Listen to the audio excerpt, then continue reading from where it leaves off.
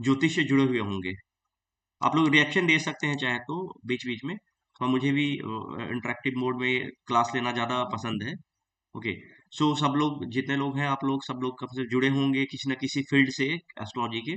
तो एस्ट्रोलॉजी के हिसाब से बात करते हैं। मेरी चूंकि मैं अपनी कुंडली की बात करूं तो मैं वृश्चिक लग्न की कुंडली है मेरी, केतु लग्न में ही बैठा हूं मेरा। तो एक जो जो केतु की जो इनहेरेंट क्वालिटी होती है, जो एक प्रवृत्ति होती है किसी भी प्लैनेट की, तो केतु की बात करूं मैं तो एक खोजी प्रवृत्ति मेरी रही है शुरू से ही, हमेशा चीजों के अंदर तह तक जाना कि और इसमें बेहतर क्या मिल सकता है, और अच्छी चीजें क्या मिल सकती हैं, और नया क्या मिल सकता है, और डिफरेंट क्या मिल सकता है। इस वजह से मैंने लगभग जितने भी एस्ट्रोलॉजी से रिलेटेड जितने इंपॉर्टेंट जो सिस्टम बोल सकते हैं इसको, लाइक मैंने पामिस्ट्री सीखा, बेसिक एस्ट्रोलॉजी नो डाउट वो तो करा ही मैंने। उसके अलावा मुझे पामिस्ट्री की अच्छी पढ़ाई करी मैंने। लाल किताब मैं जानता हूँ, भृगुनंदी नाड़ी है आपका, केपी एस्ट्रोलॉजी है जिसे कृष्णमूर्ति पद्धति बोलते हैं, वो हो गया आपका। एस्ट्रो वास्तु हो गया, न्यूमरोलॉजी, और इसके अलावा जो हमारा जमाकुल प्रश्नम है वो है ही हमारा, और नक्षत्र रेमेडीज से रिलेटेड जो होती हैं वो। इसके अलावा एक रेमेडीज की जो मेरी क्लासेस चलती हैं वो अलग अलग सिस्टम से, जैसे मान लो कि कोई जेम्स को लेके रेमेडीज करना चाह रहा है, मंत्र और पूजा पाठ से रिलेटेड हो गया आपका, या पक्षियों को खिलाना, किन पक्षियों को खिलाने से हमें क्या बेहतर रिजल्ट, ये सब चीजों से रिलेटेड चीजें हैं। तो ये सारे कोर्सेज मैंने खुद से किए हैं इसी को ढूंढने के लिए कि चीजें किसमें क्या है। इवन लाल किताब मैं इसी चक्कर में सीखना शुरू करा मैंने कि चीजें आखिर में कैसे लाल किताब में वर्क करती हैं। तो हर एक एस्ट्रोलॉजी की अपने अपने कुछ सिस्टम है, कुछ पैटर्न है। हर एक चीजों में अच्छाइयाँ ही हैं, बुराइयां तो मैं नहीं कहूंगा, क्योंकि आज के डेट में देखो, मैं इस एस्ट्रोलॉजी जो हम जमा कुल प्रश्नों के लिए इकट्ठे हुए हैं हम लोग सब लोग, तो इसमें भी कुछ अच्छाई रही है, तभी आज के डेट में साउथ इंडिया में काफी फेमस है। अब अगर हम देखें तो सब लोग लगभग एस्ट्रोलॉजी में जो वैदिक एस्ट्रोलॉजी होती है, पराशर पराशर एस्ट्रोलॉजी इसको कई लोग उस नाम से जानते हैं, तो इसमें भी प्रश्न शास्त्र की विद्या है, इसमें प्रश्न शास्त्र का सिस्टम इसमें भी इनकलकेट किया हुआ है। बट चीजें क्या होती हैं कि हम कई बार चीजों को जोड़ नहीं पाते हैं उस तरीके से, जिस तरीके से हमारे ऋषि मुनियों ने इसको लिखा है, रचित किया है। अब कोई किसी सिस्टम के बारे में ये बोल देना कि ये सिस्टम ठीक नहीं है, तो मुझे लगता है कि गलत है, क्योंकि कहीं ना कहीं हमारे अंदर कमी होती है कि हम उन उस लेवल तक नहीं पहुंच पाते जिस लेवल पे ऋषि मुनियों ने लिखा है। या उस टाइम पे अगर आप लोग सहमत होंगे तो बीच में थम्स अप भी कर सकते हैं और रिएक्शन भी दे सकते हैं। तो हम उस लेवल पे नहीं पहुंच पाए हैं, या हम हमारी जो बौद्धिक क्षमता है उस स्तर की नहीं रही है जिस स्तर पे हमारे ऋषि मुनि ने जो लिखा है, डिफरेंट टाइप के जो ग्रंथ लिखे गए हैं अलग अलग, उन सब चीजों को। तो इस वजह से हम उस सिस्टम की तरफ भागना शुरू करते हैं जो कि लगता है कि हमें आसानी से मिल जाए या चीजें जल्दी मिल जाए। अब देखो, पराशर सिस्टम की बात करूं मैं, वैदिक एस्ट्रोलॉजी की, तो उसमें क्या है कि चीजें अभी आप अगर चाहे तो अनम्यूट कर सकते हैं अपने आप को, लेकिन मुझे लगता है कि एक बार मैं आप लोग को बीच में बोलूंगा, मैंने सबके लिए फ्री छोड़ा हुआ है अनम्यूट करने के लिए। तो अभी थोड़ा सा मुझे मौका दे दें, फिर मैं आप लोग को मौका दे दूंगा। मैं कोई जरूरत नहीं, कोई अभी वैसी खास जरूरत नहीं पड़ेगी आपको बोलने की। एक बार मैं कुछ चीजें बता लेता हूँ, फिर बीच में आप लोग को अनम्यूट करूंगा, तो आप जो भी चीजें क्वेश्चन पूछना चाहें अपने दिमाग में रख ले, या साथ में कागज कलम भी रख लें आप, ताकि चीजें जो आपको नहीं समझ में आ रही होंगी या कुछ लग रहा डाउट लग रहा होगा, तो आप इकट्ठे आप उसमें पूछ लेना।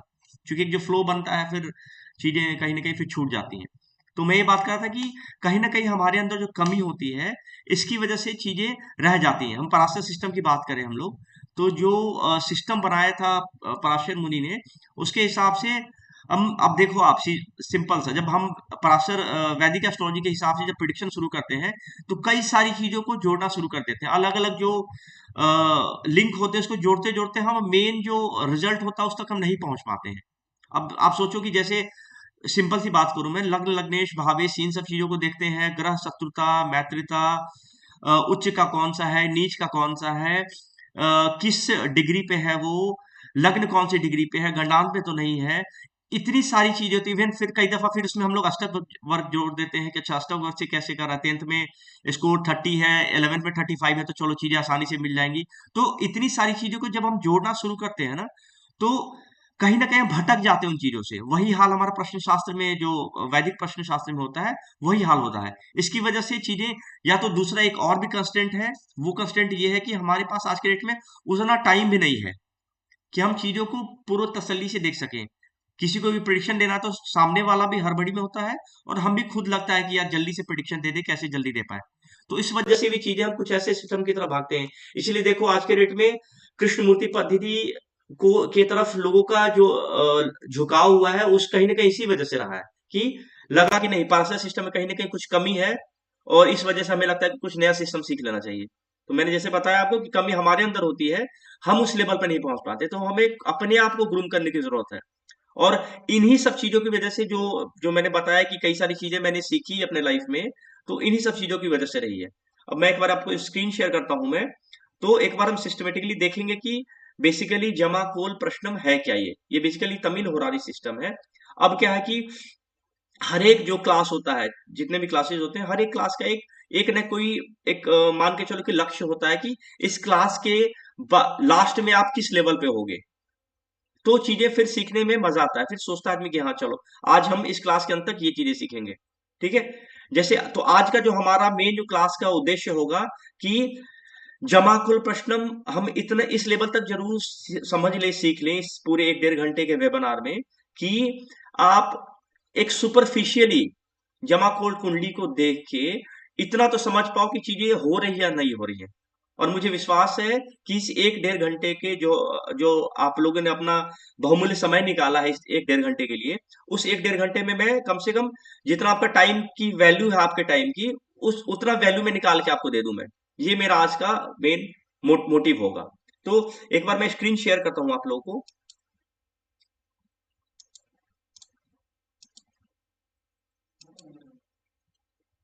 सभी को दिख रहा होगा तो एक बार थम्स अप दे देना प्लीज।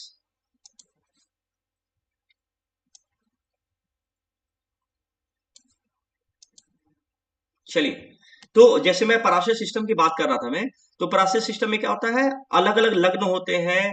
इसके अलावा आपको जो हर एक भाव से हम अलग अलग चीजों को देखते हैं। उसके अलावा अगर कृष्ण मूर्ति पद्धति की बात कर, अच्छा, पराशर सिस्टम की जो एक लिमिटेशन बोल सकता हूं मैं, कि 2 घंटे, 2 सवा 2 घंटे का लगभग एक लग्न होता है। अब सोचो कि कोई एक क्वेश्चन लेके आया, तो 2 घंटे तक लगभग वही लग्न होगा। अगर वही 3-4-5 क्वेश्चन पूछने लग जाए, तो कहीं ना कहीं जो एस्ट्रोलॉजर होता है वो स्टक हो जाता है कि अब चीजें मैं क्या करूं, कैसे करूं। ये एक सबसे बड़ी लिमिटेशन होती है। इस वजह से हम लोग क्या करते हैं कि कृष्ण मूर्ति पद्धति की तरफ भागते हैं। उसमें क्या होता है, हमें बेसिकली 1 से लेकर 249 के बीच में कोई नंबर, दो टाइप से हम प्रश्न कृष्ण मूर्ति पद्धति में प्रश्न करते हैं। एक तो होता है कि सीधा टाइम चार्ट लगा दिया आपने। दूसरा सिस्टम होता है कि 1 से लेके 249 के बीच में जो नेटिव होता है, जो प्रश्न करता होता है, इससे नंबर पूछा जाता है, और उस नंबर के आधार पे हम चार्ट तैयार करते हैं। तो ये बेसिकली जो सबलॉर्ड्स का सिस्टम होता है बेसिकली केपी सिस्टम में, तो उसके आधार पे वो सबलॉर्ड ही बेसिकली वो नंबर को बताते हैं, और उसके आधार पे कुंडली तैयार करते हैं। अब कहीं ना कहीं चीजें दोनों जुड़ी हुई हैं। आप देखोगे अगर पराशर सिस्टम में, तो सारी चीजें आपके चंद्रमा के नक्षत्र के आधार पे ये है कि चंद्रमा कितने डिग्री पे है, और उसके आधार पे दशा डिफाइन होती है। अब आप ऐसे सोचो कि प्रश्न शास्त्र की जरूरत क्यों पड़ती है। सबसे सिंपल सा जो क्वेश्चन, इसका आंसर यही है कि कई लोग ऐसे आपके पास आते हैं जिनके पास टाइम एक्यूरेट नहीं होता है। बोलेंगे कि हाँ सर 2 बजे, सवा 2 बजे हुआ होगा, या सर 2:30 बजे हुआ होगा, बहुत एक्यूरेट नहीं हुआ, पता नहीं चल रहा है। या कई लोग बोलेंगे शुक्ल पक्ष की पंचमी के आसपास हुआ है। या कई लोग बोलेंगे कि हाँ जी दिन के टाइम में कुछ था, सुबह सुबह का टाइम था, मुझे पूरा टाइम नहीं याद है। कई लोग को तो इवन टाइम का नहीं है, बस डेट पता है कि हाँ जी मुझे 1 जनवरी को मेरा जन्म हुआ था, लेकिन टाइम का नहीं पता है मुझे। तो इन सब चीजों की वजह से क्या आता है, इंपॉर्टेंस प्रश्न शास्त्र की बढ़ जाती है, क्योंकि प्रश्न शास्त्र ऐसा सिस्टम है जिसमें आपको डेट टाइम प्लेस की जरूरत नहीं है। मतलब प्लेस तो चलो एस्ट्रोलॉजर का पता ही है आपको, कहाँ पे बैठ के एस्ट्रोलॉजर एस्ट्रोलॉजी कर रहा है, तो वो प्लेस हो जाता है। बाकी आपको करेक्ट टाइम की जरूरत नहीं पड़ती है। एक तो ये रीजन हो गया सबसे बड़ा कि हमें प्रश्न शास्त्र की जरूरत पड़ती है, जिसमें डेट ऑफ टाइम की और डेट ऑफ बर्थ की या टाइम ऑफ बर्थ की जरूरत नहीं पड़ती है। दूसरा जो सबसे इंपॉर्टेंट काम है, जो हमारे कर्मा थ्योरी से जुड़ा हुआ है, शायद कम लोग इसमें जानते होंगे, और हो सकता है सारे लोग भी जानते होंगे, बट मैं रिपीट करता हूं कि आप देखो कि एक जो व्यक्ति जन्म ले रहा है आपके पास, वो क्या करता है, आपके पास कुंडली लेके आया और बोला कि पंडित जी बताइए मुझे कि चीजें कैसे होंगी, जॉब कब लगेगा, ट्रांसफर कब होगा, बच्चे कब होंगे। अब आपने वो कुंडली ले लिया, उसके आधार पर प्रिडिक्शन दे दिया, और प्रिडिक्शन कई दफा ठीक भी चली जाती है और कई दफा गलत भी होती है। तो उसमें क्या एस्ट्रोलॉजर सोचने लगता है कि अब तो लगता है कहीं मेरे देखने में कहीं मैंने गलती कर दी, या हो सकता है टाइम गलत लेके आया होगा। यहाँ ऐसा कुछ नहीं है, हो सकता है टाइम बिल्कुल एक्यूरेट भी होगा और आप सही भी देख रहे होंगे, लेकिन उसके बाद भी चीजें नहीं मिल रही होती हैं। इसका सबसे बड़ा रीजन क्या है? सबसे बड़ा रीजन हम हमारा आज का जो कर्म है, उसके आधार पर। अब देखो ना कि कुंडली जो भी मिलती है हमें, वो पूरे प्रारब्ध, जो पूर्व जन्म का हमारा कर्म है, जो बचे हुए कर्म है, संचित कर्म है, वो हमें इस जन्म में प्रारब्ध के रूप में मिले हैं। उसी के आधार पे कुंडली बनी, चाहे हम हो, चाहे आप हो, चाहे अंबानी हो, सबको पूर्व जन्म की कुंडली के, चूंकि जो बेसिक जो ज्योतिष का जो मेन कहेंगे कि बेस है, वो पूर्व जन्म ही है। पूर्व जन्म के आधार पे कुंडलियां बनती है, उसी आधार पे हमें जो चार्ट मिलता है। अब देखो आप कि एक तो वो चार्ट हो गया जो हमें प्रारब्ध के रूप में इस जन्म के चार्ट के रूप में मिल गया। लेकिन उसका क्या, जो अभी आप आज के डेट में काम कर रहे हो, कुछ ना कुछ काम तो सभी लोग कर रहे हैं। अभी सब लोग बैठ के मान लो ज्योतिष सीख रहे हैं आप लोग, कुछ लोग कहीं पे कुछ काम कर रहे होंगे। तो हर एक लोग अपने अपने कर्म में बिजी हैं। तो उस कर्म के माध्यम से भी तो कुछ फल मिल रहे होंगे। तो इसी वजह से चीजें लैकिंग रहती हैं कि हम बस एक कुंडली देखते हैं, उसी आधार पर प्रिडिक्शन कर देते हैं, तो चीजें गलत हो जाती हैं। अब मैं इसको थोड़ा सा अगर परसेंटेज वाइज डिफाइन करूं मैं, तो सबसे इंपॉर्टेंट होता है जो आपकी लग्न कुंडली है, हम उसको 40% मान के चलते हैं कि 40% जो वेटेज हम देना चाहिए, हमें लग्न कुंडली को देना चाहिए। और बाकी के जो 40% है वो हमें प्रश्न कुंडली को देना चाहिए। क्योंकि आप देखो कई दफा ऐसा भी होता है कि कुंडली आपने देखी, बिल्कुल परफेक्ट चीजें चल रही हैं, बिल्कुल मान लो कि दशमेश है, बिल्कुल उच्च का बैठा हुआ है, दशा भी दशमेश की ही चल रही है, नवांश में भी दशमेश बिल्कुल अच्छी कंडीशन में बैठा हुआ है। आप बोल रहे हो कि एज एस्ट्रोलॉजर आप बोल रहे हो कि साहब आपकी तो कुंडली बिल्कुल परफेक्ट है, टाइम बिल्कुल परफेक्ट है, कोई साढ़े साथी भी नहीं चल रही है, आपका टाइम बिल्कुल परफेक्ट है, बिल्कुल सही प्रोफेशन के हिसाब से, लेकिन चीजें फिर भी वैसे नहीं हो रही होती हैं। मानते हो आप लोग? कई दफा ऐसा भी होता है कि कुंडली में बिल्कुल मान के चलो कि कंबस्ट होगा कोई प्लैनेट आपका, उसके बाद नीच का होगा, नवांश में भी नीच का हो गया होगा आपका, और बिल्कुल शत्रु राशि में बैठ, मतलब जितने खराब कंडीशन में ग्रह को बिठा सकते हो वैसे बिठाया हुआ आपने, और उसके बाद भी चीजें अच्छी हो रही होती हैं। तो कुछ ना कुछ चीजें तो होंगी ना कि कुंडली के हिसाब से चीजें हो रही है, लेकिन कुछ कुछ चीजें नहीं भी हो रही है। तो इसलिए सजेस्ट किया जाता है कि आप आज के कर्मा के लिए जो चीजें अभी हो रही हैं, वो प्रश्न शास्त्रों को भी साथ में जोड़कर देखा जाए तो आप अच्छे रिजल्ट की उम्मीद कर सकते हैं। एक तो ये हो गया आपका। दूसरा आप सोचो, अब एक तो 40-40% हमारा ये हो गया कि 40% हमारा आज जो लग्न कुंडली हमारी वो हो गई, 40% प्रश्न शास्त्र हो गया। बाकी के 20% क्या है? तो मैं उसको समझाता हूँ। बाकी के 20% हमारे आज का जो हमारे जिस इन्वायरमेंट में रह रहे हैं हम, उसको हम आज के 20% में वेटेज दे सकते हैं। अब सोचो आप कि टोटल 100% अब जो है सो आप प्रिडिक्शन करोगे तो चीजें कहीं ना कहीं थोड़ी ठीक होनी शुरू हो जाएंगी। अब आप ऐसे सोचो कि कैसे चीजें एक ही जगह से चीजें कैसे अलग-अलग हो जाती हैं। अब सोचो कि आप सब लोग घर में कोई ना कोई काम कराते होंगे आप लोग।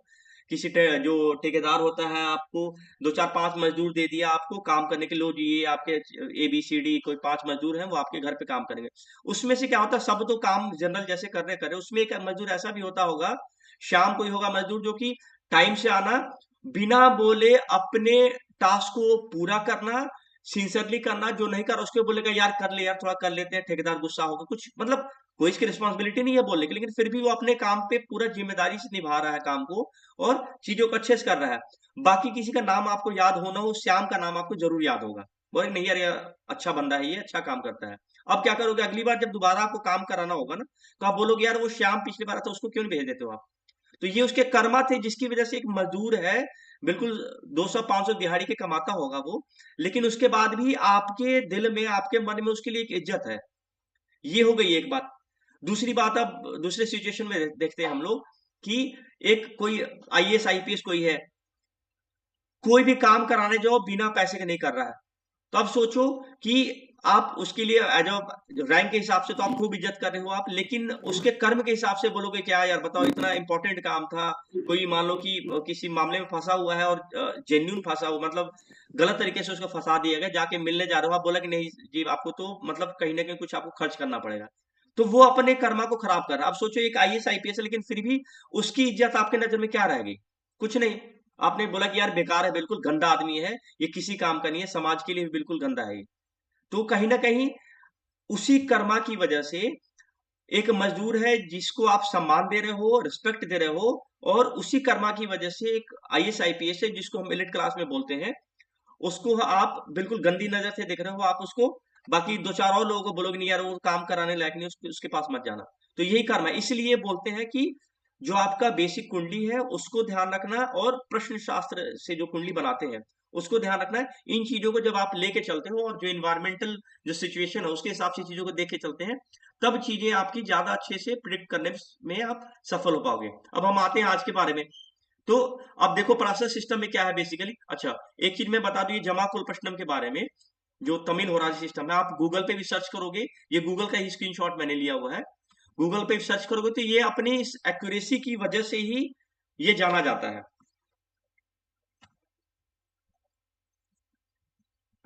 एक मिनट होल्ड करना।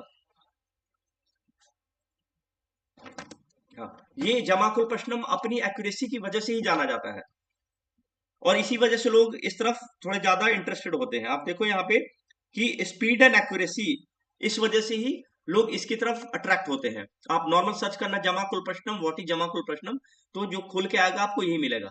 तो ये सर्वविदित है कि इसकी एक्यूरेसी है, जिसकी वजह से लोग आज के डेट में इधर आना पसंद करते हैं। और दूसरा है कि आप तुरंत इसके बारे में, इसके माध्यम से प्रिडिक्शन करने लगते हो। अब मैंने क्या बोला था क्लास के स्टार्टिंग में कि जो आज का हमारा एंड सेशन एंड होगा उसके लास्ट में आप कम से कम इस लेवल पे जरूर रहोगे कि चीजें देख के तुरंत आप बता पाओगे चीजें हो रही है या नहीं हो रही है, अगर बेसिक एस्ट्रोलॉजी का आपको नॉलेज है तो।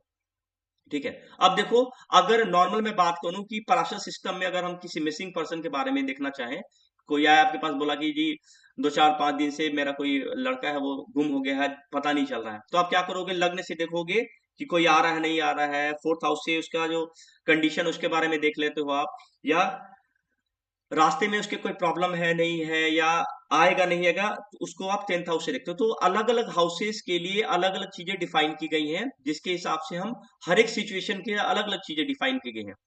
उसके अलावा अब देखो आपकी, मान लो कि उसके अलावा उसी कंडीशन में आप देखते हो चर लग्न हो, चर नवांश हो, शिष्योदय राशियां होंगी आपकी, जो 5 6 7 8 3 11 होते हैं। तो ये अगर ऐसा कंडीशन मिल रहा है आपको, तो आप बोल सकते हो कि हाँ जी जो गुम हुआ लड़का है आपका जल्दी आ जाएगा। वैसे ही आपका स्थिर नवांश होगा, स्थिर लग्न होगा, चंद्र आपका स्थिर होगा, पृष्ठोदय राशियां होंगी, तो खोए हुए व्यक्ति के लिए अशुभ माना जाता है। तो ऐसे अलग अलग अलग सिचुएशन के लिए अलग अलग कंडीशन होते हैं। अब या तो हम इन कंडीशन को याद कर लें अपने प्रिडिक्शन को परफेक्ट करने के लिए, या चीजें फिर आदमी ढूंढने लगता है कि थोड़ा आसान कोई तरीका हो जिससे हम चीजों को प्रिडिक्ट कर पाए। वैसे ही आप देखो, अगर कोई किसी रोगी के बारे में बात करूं मैं, तो लग्न से हम डॉक्टर के बारे में देखते हैं। जैसे किसी ने पूछा कि मेरा रोग कब ठीक होगा, तो आप देखोगे कि फर्स्ट हाउस में किसका इफेक्ट आ रहा है, कौन सा प्लेनेट है, अच्छा है खराब है, उसके आपसे बताओगे कि हाँ जी डॉक्टर आपके पास, आप जिस डॉक्टर से दिखा रहे हो वो डॉक्टर अच्छा है नहीं है, चेंज करना चाहिए नहीं करना चाहिए, वो सब चीजें होंगे। वैसे ही आप फोर्थ हाउस से देखोगे नहीं मेडिसिन आपकी सही नहीं चली, अगर कहीं फोर्थ हाउस से रिलेटेड जो प्लेनेट है पीड़ित है, तो आप बताओगे कि नहीं ये मेडिसिन सही नहीं है, आपको मेडिसिन आपको चेंज करना चाहिए। वैसे ही आपका 7th हाउस डिजीज का हो गया और 10th हाउस रोगी का हो गया। तो मैं बता रहा हूँ कि हर एक सिचुएशन के लिए वैदिक सिस्टम में, पराशर सिस्टम में चीजें अलग अलग डिफाइन होती हैं। अब या तो हम उन चीजों को बिल्कुल याद कर लें, तो उतना टाइम का जो कंस्टेंट होता है उसकी वजह से हम चीजों को उतना ध्यान भी नहीं रख पाते हैं। अब आप देखो, जमाखोल प्रश्नम की बात करूं मैं, तो जमाखोल प्रश्नम में ये जो इंपॉर्टेंट 4 कंपोनेंट होते हैं। अच्छा, एक चीज और मैं बता दूं, जो नॉर्मल जो हम सिस्टम देखते हैं खासकर नॉर्थ इंडिया में, तो नॉर्थ इंडिया में जो कुंडली होती है हमारी, ये हम जो राइट साइड में जो कुंडली है उसको हम यूज करते हैं। इसमें ज्यादा बताने की जरूरत नहीं है मुझे कि लग्न हमेशा चेंज होते रहता है। बट यहाँ जो जमाकुल प्रश्न में जो कुंडली हम यूज करते हैं, वो कुंडली हमारा होता है साउथ इंडियन कुंडली। अब आप सोचोगे कि यदि मैंने तो साउथ इंडियन कुंडली कभी यूज ही नहीं किया, मैंने बड़ी प्रॉब्लम होगी। तो मैं बताऊं आपको, एक बार मैं बता दूंगा तो चीजें बिल्कुल आसान लगेंगी, और 1 2 क्लास के बाद आप जमाकुल प्रश्नम के लिए स्पेशली जो आज हम देख रहे हैं, इसके लिए साउथ इंडियन कुंडली को ही प्रिफर करोगे आप, इतना आसान है ये। तो अब इसमें जो डिफरेंस बेसिक होता है वो मैं बता देता हूँ आपको कि नॉर्थ इंडियन कुंडली में क्या होता है, लग्न आपका चेंज होते रहता है। मतलब अगर पूर्व क्षितिज पे मॉर्निंग में सूर्योदय के टाइम पे यहाँ पे सिंह राशि उदय हो रही है, तो यहाँ पे सिंह राशि होगी। बट जो साउथ इंडियन चार्ट में क्या होगा, आपका सिंह राशि हमेशा 1 2 3 4 5 सिंह राशि आपका 5वें भाव में आके रहेगा। उसको जो साउथ इंडिया में जो कुंडली लग्न को इंडिकेट करते हैं हम उसको ऐसे मार्क कर देते हैं। तो ये हमारा साउथ इंडियन कुंडली का लग्न चार्ट हो गया और नॉर्थ इंडियन कुंडली का लग्न चार्ट फिक्स है आपका यहाँ पे। तो इसमें क्या होगा, साउथ इंडियन चार्ट में लग्न फिक्स होते हैं। मतलब जब भी अगर बात करेंगे वृश्चिक राशि राशि की, तो वृश्चिक राशि हमेशा यहीं पे होगा। कन्या राशि की बात करूंगा मैं तो हमेशा कन्या राशि इसी स्थान पे होगा। और अगर मीन राशि की बात करूं मैं तो हमेशा टॉप लेफ्ट कॉर्नर पे मीन राशि हमेशा रहेगा। तो ये बेसिक डिफरेंस होता है। लग्न जो चेंज होगा वो हमेशा उसी हिसाब से 2-2 घंटे में यहाँ भी चेंज होते रहेगा। बट इसमें क्या होता है, इसमें जो लग्न में लिखा हुआ नंबर होता है, जैसे 5 है, 2 घंटे बाद 6 हो जाएगा, 7 8 9 10 ऐसे करके हो जाएगा। तो ये चीजें चेंज होती रहती है। बट साउथ इंडियन चार्ट में चीजें चेंज नहीं होती हैं। यहां तक क्लियर हो तो आप लोग एक बार थम्स अप कर दो प्लीज। अगर फास्ट चल रहा हूं तो वो भी मुझे बता देना, थोड़ा सा मैं स्पीड बोलता हूं मैं। चलो गुड, थैंक यू। अब देखो, जमा कुल प्रश्न में हम देखेंगे तो यहाँ पे मात्र 4 कंपोनेंट होते हैं जो सबसे इंपॉर्टेंट होते हैं। एक तो आपका उदयम होता है, दूसरा आरूढ़म, तीसरा जमा ग्रह और चौथा कविपु। इन्हीं 4 प्लेनेट के बेस पे हम पूरा प्रिडिक्शन करते हैं। अब आप सोचोगे ये नाम तो बड़ा अटपटा सा, बड़ा अजीब सा है। अब इसका बस एक ही रीजन है, क्योंकि तमिल सिस्टम है, ये साउथ इंडियन सिस्टम है। तो इसमें जितने सारे जो नाम होते हैं वो उसी बेस पे लिए हुए हैं, तमिल लिटरेचर से लिए हैं। इस वजह से इसका नाम भी थोड़ा सा अटपटा। लेकिन अब आप सोचो कि 1-2 बार यूज करने के बाद आप यूज टू हो जाते हो, कुछ वैसा लगता नहीं है कि कुछ हम अजीब सा कुछ सुन रहे हैं। अब यहाँ पे मैं बताऊं, एक एक करके मैं बताता हूँ आपको कि उदयम जो होता है हमारा, वो लग्न के टाइप का होता है। जैसे यहाँ पे हम लग्न चार्ट बोलते हैं, लग्न बोलते हैं कि सिंह लग्न की कुंडली है, तो उदयम का मतलब लग्न से ही है, उसके अलावा कुछ नहीं है। मतलब लग्न से जो जो चीजें हम देख सकते हैं, जैसे जैसे देखते हैं वही काम यहाँ पे उदयम का होगा। जैसे हम कहते हैं लग्न लग्नेश का की कंडीशन देखते हैं, उसके आधार पे बताते हैं कि व्यक्ति का की पर्सनालिटी कैसी होगी। तो यहाँ पे वैसे ही उदयम का काम होगा कि उदयम उदयम लॉर्ड कहाँ बैठा है, किसके साथ बैठा है, वो सारी चीजें। दूसरा कंपोनेंट जो इंपॉर्टेंट होता है वो आरूढ़म होता है। आरूढ़म भी बहुत इंपॉर्टेंट कंपोनेंट है इसमें। बिकॉज आप जैसे देखो, जो वैदिक शास्त्र में हम बात करते हैं कि चंद्रमा मन सो जाता, चंद्रमा मन को रिप्रेजेंट करता है। मतलब आप क्या चीजें सोचते हो या फिर आपकी सोच कैसी होगी, वो आपको लग्न ही बताएगा। आपका मतलब चंद्रमा जहां पे बैठा होगा वो ही बताएगा। जैसे मान लो कि कोई सिंह राशि वाला जातक हो, लग्न नहीं बोल रहा हूं मैं, सिंह राशि मतलब चंद्रमा जहां बैठा होगा, तो सिंपल सा बता सकते हो कि ऐसे व्यक्ति में थोड़ा एग्रेसिवनेस होगा, नेतृत्व क्षमता इसमें होगी, चीजों को जल्दी जल्दी करता होगा और एक रौबदार पर्सनालिटी टाइप का होगा। तो ये चंद्र के हिसाब से आप बताते हो कि चंद्रमा चूंकि जैसा है आप वैसा ही सोचते हो। वैसे ही यहाँ पे आरूढ़म का काम होता है कि कोई प्रश्नकर्ता क्या प्रश्न पूछ रहा है या क्या पूछना चाह रहा है, उसके दिमाग में क्या चल रहा है, वो हम आरूढ़म से देखते हैं। पहला हमने बताया उदयम, दूसरा मैंने बताया आरूढ़म। अब तीसरा जो है जमाग्रह है। अब देखो एक चीज सब लोगों को मुझे लगता है कि पता होगा कि जो प्रश्न चार्ट बनता है वो कैसे बनता है। एक बार थम्स अप कर दो अगर पता है तो।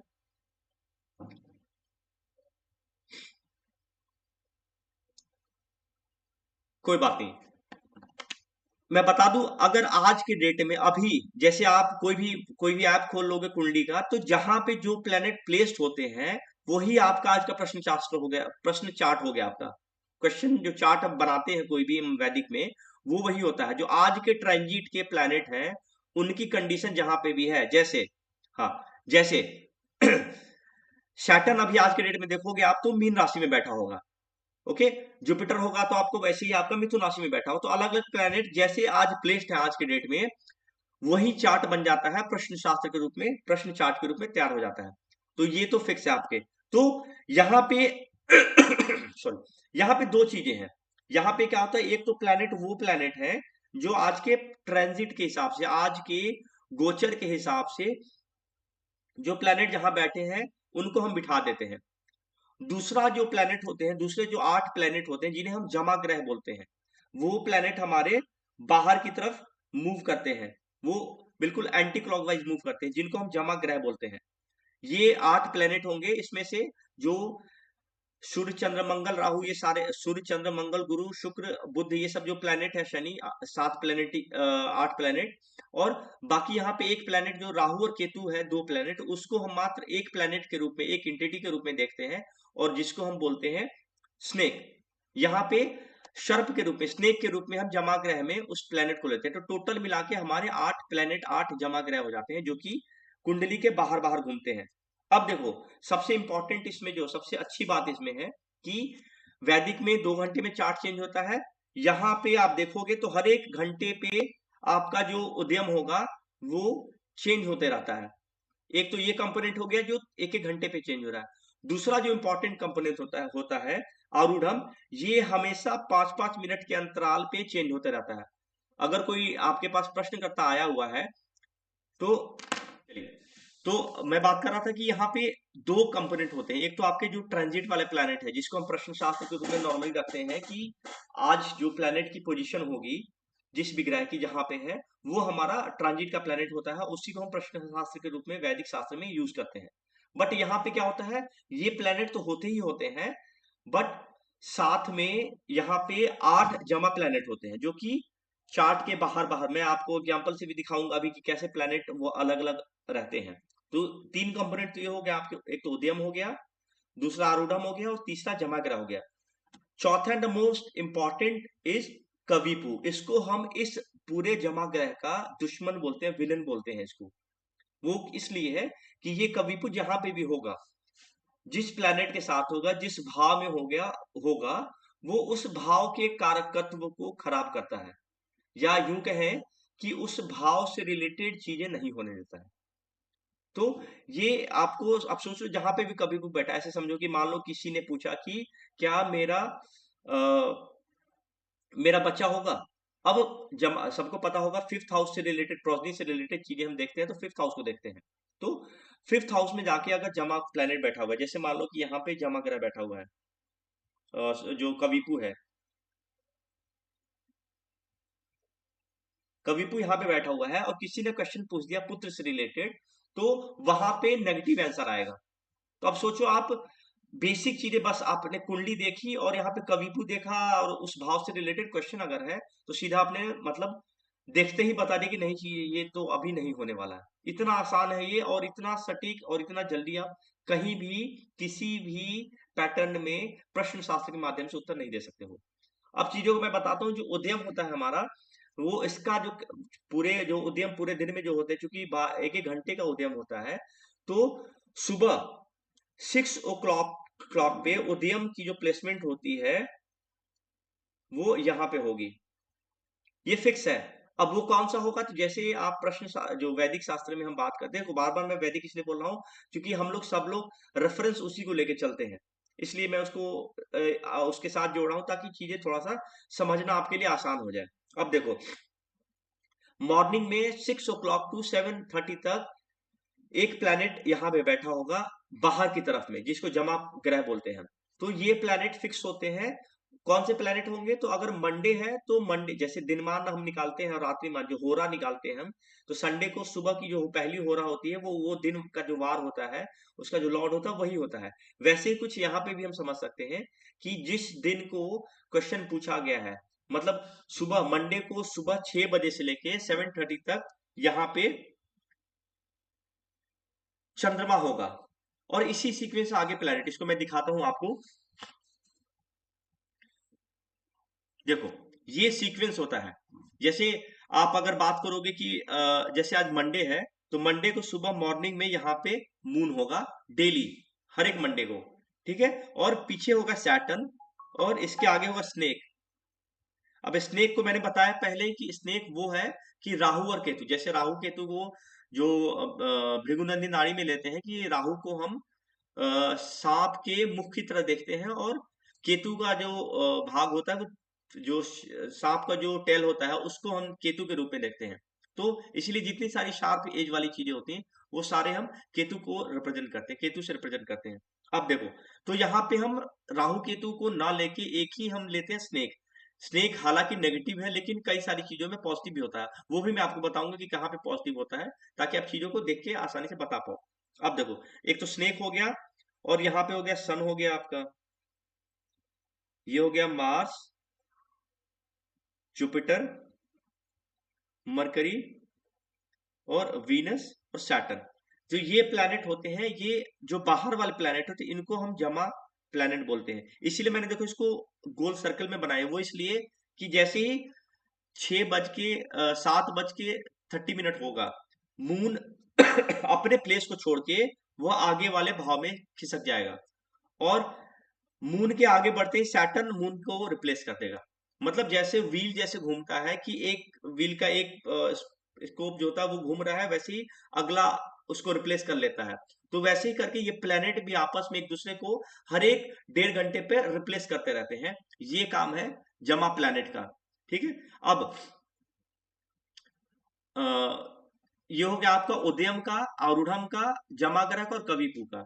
तो अब कविपु भी, अब जो कोर्सेज करते हैं, हम जो जमाग्रह का जो कोर्स करते हैं हम, उसमें बेसिकली क्या होता है कि उदयम कैलकुलेट करने में थोड़ा सा टाइम लगता है, उसके बाद आरूढ़म तुरंत कैलकुलेट है। तो और इवन अभी मैं आपको बताऊंगा आरूढ़म, अभी तुरंत आप बता दोगे कि अगला आरूढ़म कहाँ होगा। देखो कैसे निकालते हैं आरूढ़म को। जितने भी टाइम जितना भी टाइम चल रहा है, जैसे मान लो कि 8:10 है, तो जो घंटा वाला, जो आवर्स वाला जो टाइम होता है, we have to replay like उसको अलग कर देना है उसको, और जो मिनट वाला जो टाइम है उसको ध्यान रखना है। अब देखो यहाँ पे 0 से लेके 5, 5 to 10 और 10 to 15, ऐसे ही करके आपका यहाँ पे 0 to 16 हो जाएगा, जो पूरे 60 मिनट होते हैं आपके। 55 to 60। अब मतलब ये होगा कि अगर किसी ने कोई क्वेश्चन पूछा 8:15, 8:14 पे, तो हमारा जो प्लैनेट का जो आरूढ़म है वो यहाँ पे होगा। 8:14 पे आरूढ़म की प्लेसमेंट यहाँ पे होगी, और वैसे ही 8:56 पे, 56 मिनट पे आरूढ़म की प्लेसमेंट यहाँ पे होगी। अब मैं आपसे एक क्वेश्चन पूछता हूं, मैं कोई बताना चाहे, तो अभी जैसे 8:10 है, तो 8:10 पे आरूढ़म कहाँ पे होगा?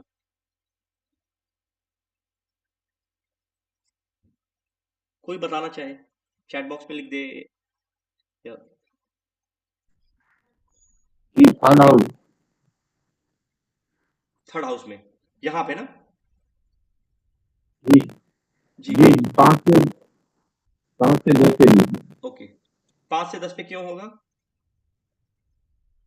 टाइम आपने बोला ना, हाँ, टाइम जो 8:10 मिनट हाँ, से मिनट से जी, तो यहाँ पे होगा ना? 10 मिनट।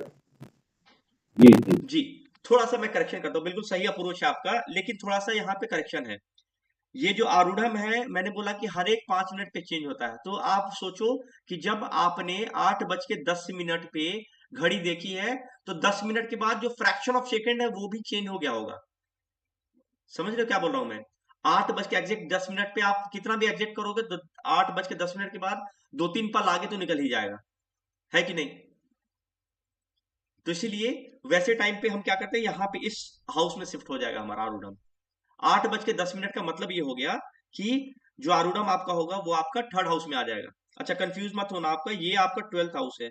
अभी जैसे थर्ड हाउस बोला था आपने, तो थर्ड हाउस में इसलिए मार्क करा था यहाँ पे, क्योंकि हमारा पहली जो राशि होती है जो साउथ इंडियन चार्ट की, वो पहली राशि यहाँ पे होती है, ये वाला पोर्शन होता है। चलो, लेकिन अच्छा प्रयास किया था आपने, वेरी गुड, क्लैप कर दिया आप लोग एक बार इनके लिए। गलत सही मतलब नहीं होता है, इंपॉर्टेंट होता है कि आप जो अपना एफर्ट लगाते हैं, अटेम्प्ट करते हैं, वो इंपॉर्टेंट होता है। 2-4 अटेम्प्ट के बाद तो चीजें ठीक हो ही जाती हैं, लेकिन आप इस डर से बैठे रहो कि नहीं अटेम्प्ट नहीं करेंगे, कहीं गलत ना हो जाए, तो हम आगे नहीं बढ़ सकते हैं। अटेम्प्ट लेना है हमेशा, चाहे लाइफ में हो या जमा कुल प्रश्नों के मेरे क्लास में हो। चलिए, तो अब आप देखो, आप बैठे बैठे आपने आरूढ़म को डिफाइन कर दिया कि आरूढ़म कहाँ पे होगा साहब।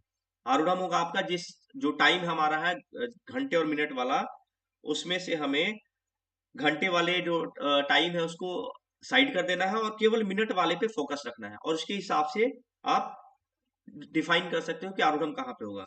तो आरूढ़म जैसे डिफाइन कर दिया आपने, उसी के बेस पे और एक सूर्य विधि होती है, वो सूर्य विधि भी फिक्स होती है बेसिकली, कि सूर्य किस किस महीने में सूर्य किस हाउस में होगा, ये फिक्स होता है। जैसे अब उस राशि, सूर्य जिस राशि में है उस राशि के आधार पे हम सूर्य की विधि, यानी सूर्य का पैटर्न बेसिकली बोलते हैं इसको, कि उस राशि के आधार पे सूर्य की विधि निकाल लेते हैं, और विधि के जो निकलता है हमारा उतना ही हाउस हम आरूढ़म से काउंट करके निकाल लेते हैं, तो हमारा कविपु निकल जाता है। ये जब क्लास हम करेंगे तो उसमें देखेंगे कि कविपु कैसे निकाले। तो जो ये 3 कंपोनेंट आपके हैं, ये तो तुरंत निकल जाते हैं, मतलब आपको किसी सॉफ्टवेयर की जरूरत नहीं पड़ेगी।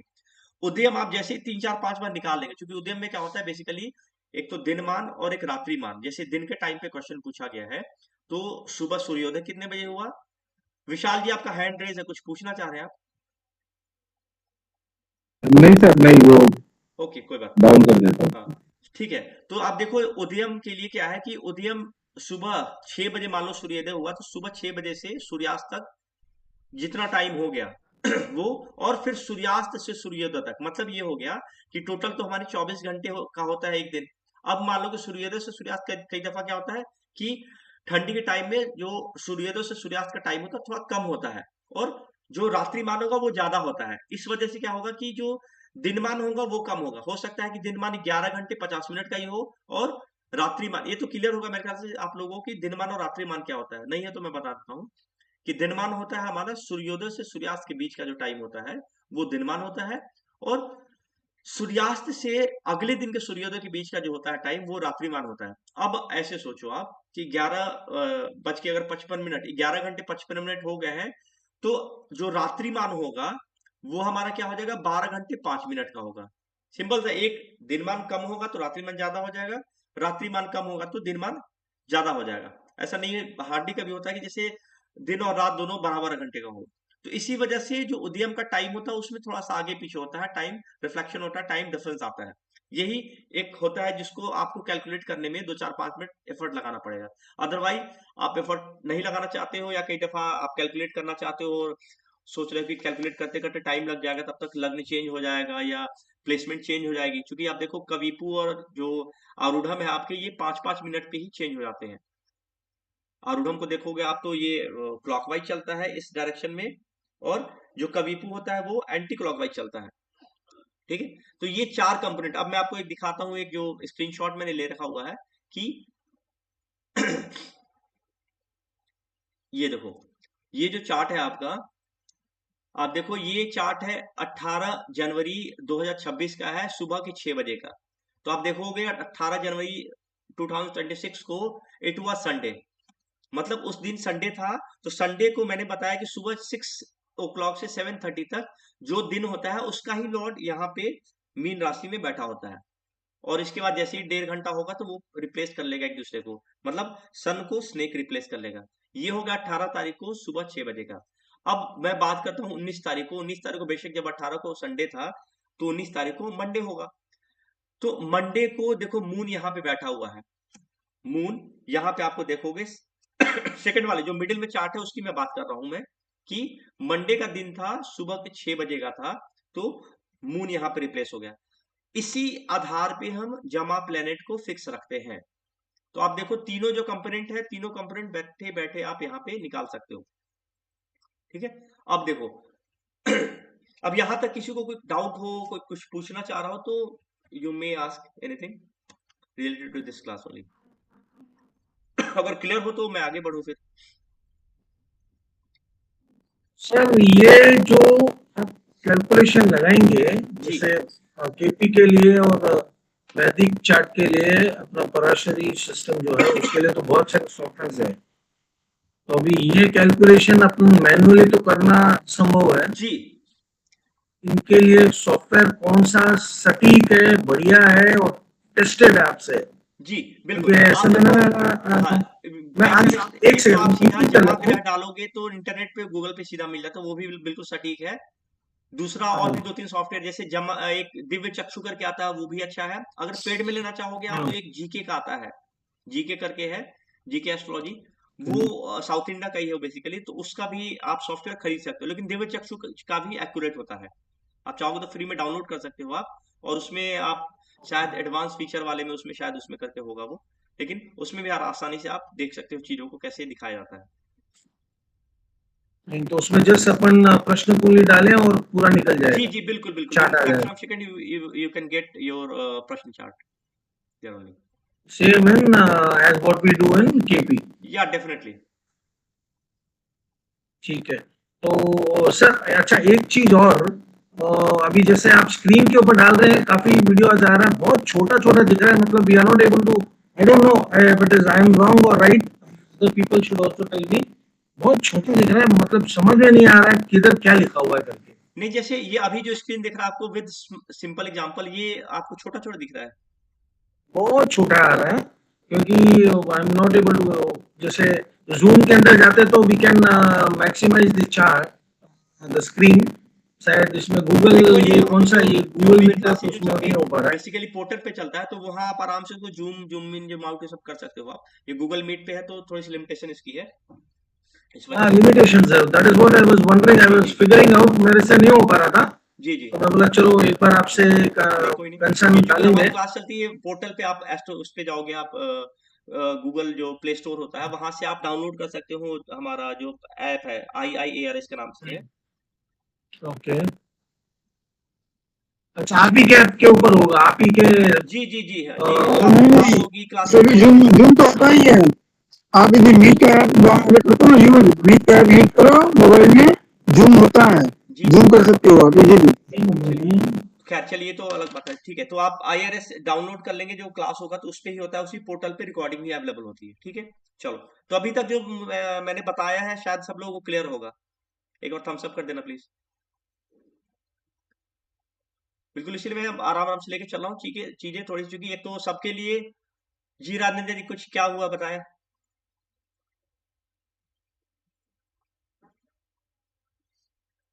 राजेंद्र ने थम्स डाउन किया है, शायद नहीं समझ में आया कुछ। प्लीज बताए राजेंद्र जी। लो सर, क्लियर है। वो उद्यम उद्यम आरूढ़म जमग्रह और कवित्व में थोड़ा सा भी क्लियर नहीं हुआ है सर वो। जी जी, जल्दी जल्दी बता देता हूँ मैं। वैसे अभी चूंकि आज फर्स्ट डे है और पहली बार ये टर्म हम सुन रहे जी हैं, सर। इसलिए चीजें थोड़ी सी मतलब यस समझ सर। में नहीं आ रही। हाँ, देखो इसमें क्या है, बेसिकली जो उद्यम है, जो लग्न जैसे हम यूज करते हैं वैसे जी ही यहाँ पे उद्यम को यूज करना होता है। अभी के लिए आप इतना ही समझे कि लग्न की जगह पे हम बोलेंगे उद्यम। क्लियर है। ओके हाँ, उसके बाद अब देखो, जैसे इस चार्ट में ही मैं लेता हूँ, आपको दिखाता हूँ, आपको समझ में आ जाएगा। सर, एक इफ यू डोंट माइंड, मेरी आवाज आ रही है? जी बताएं, प्लीज प्लीज बताएं।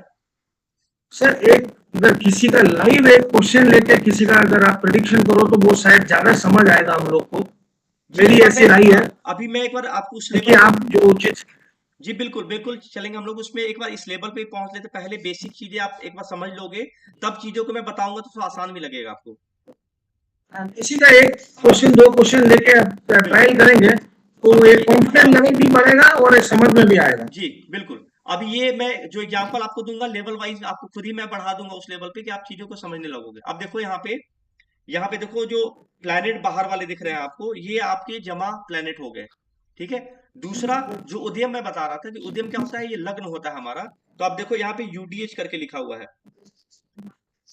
जो नौवीं राशि है वहां पे UDH लिखा हुआ है, तो ये दैट हमारा इज उद्यम लर्न हो गया। एक्चुअली, जी, अच्छा, उसके बाद आप देखो तीसरा जो कंपोनेंट मैंने बताया था वो बताया हो था गया मैंने आपको। आरूढ़। अब एक बार म्यूट कर ले सब लोग, आप लोग प्लीज। हाँ, तीसरा जो कंपोनेंट बताया था मैंने वो बताया था आपको, कविपु बताया था, वो आपका यहाँ पे हो गया आपका। तो ये 3 कंपोनेंट हो गया आपका, चौथा कंपोनेंट हो गया हमारा आरूढ़म।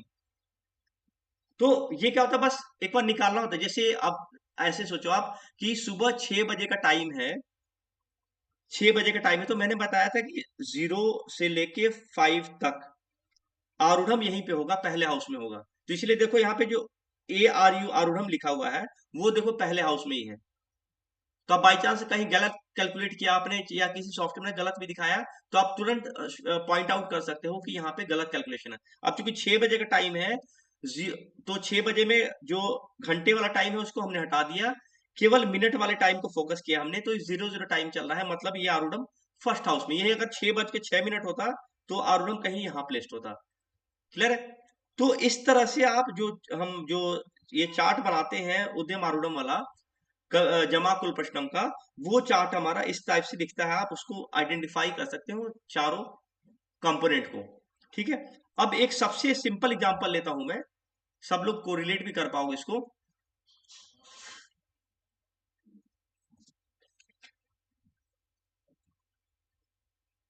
यहां पे दो चीजें इंपॉर्टेंट है। एक तो क्या है कि उद्यम और उद्यम लॉर्ड। हमेशा जब भी क्वेश्चन पूछा जाएगा या कोई क्वेश्चन पूछता है, तो सबसे पहला आपका काम होगा कि उद्यम को देखना और उद्यम लॉर्ड को देखना। अब एक सिंपल सा एग्जांपल लेता हूं। किसी ने क्वेश्चन पूछ दिया कि साहब मेरा बच्चा होगा कि नहीं होगा। सिंपल सा क्वेश्चन कि बच्चा होगा कि नहीं होगा। अब देखो मैंने क्या बोला कि बस एक चीज पे फोकस करना है आपने, उद्यम उद्यम लॉर्ड को। ओके, अब मैं बैठा रहा हूं यहाँ पे, उद्यम को यहाँ बिठा दिया मैंने। तो साउथ इंडियन चार्ट में जो उद्यम होता है वो क्या होगा आपका, यहाँ पे मतलब हो गया, यहाँ पे सिंह राशि हो गई आपकी। या थोड़ा और आसान करता हूं मैं, यहाँ पे मैं बैठाता हूं 1 2 3 और ये 4 यहाँ पे, ये कर्क राशि होगी आपकी यहाँ पे। अब क्या है, जिस समय क्वेश्चन पूछा गया था उस समय मान के चलो लेट्स की जुपिटर यहाँ पे बैठा हुआ है। ठीक है, उसी हिसाब से मरकरी हो गया आपका, और जुपिटर के अगर पीछे में बात करूं तो यहाँ पे मार्स हो गया। ठीक, सबसे आसान क्वेश्चन और सबसे इजी समझने के लिए, किसी ने क्वेश्चन पूछा कि मेरा बच्चा होगा कि नहीं होगा, तो यहाँ पे आपने क्या करना, दो चीजें इंपॉर्टेंट है। एक तो जो उद्यम है और दूसरा उद्यम लॉर्ड है। ठीक है, तीसरा जो इंपॉर्टेंट है वो आपको कम से कम हर एक प्लैनेट का जो सिग्निफिकेशन होते हैं हर एक प्लैनेट के, आपको पता होना चाहिए। इसके अलावा जो हर एक हाउस से, जैसे पहले भाव से हम क्या देखते हैं, दूसरे भाव से क्या देखते हैं, तीसरे भाव से क्या देखते हैं। जैसे मान लो कि आपके बारे खुद के बारे में देखना है तो फर्स्ट हाउस से देखा आपने, सेकंड हाउस से मान लो कि धन के बारे में देखना है आपको, आपके लेफ्ट आइज के बारे में देखना है आपको, संचित धन है आपका, आपको रिलेटिव के बारे में देखना है, कुटुंब के बारे में देखना है, वो सब देख लिया। थर्ड हाउस आपका छोटे भाई बहन के लिए होगा, छोटी मोटी यात्राओं के लिए होगा, कम्युनिकेशन के लिए होगा। तो अगर भाव के कारकत्व आपको पता है तो आप बता सकते हो कि हाँ हमें किस भाव से क्या चीजें देखनी है। यहाँ पे भी कुछ वैसा ही है, उससे ज्यादा कोई डिफरेंस नहीं है।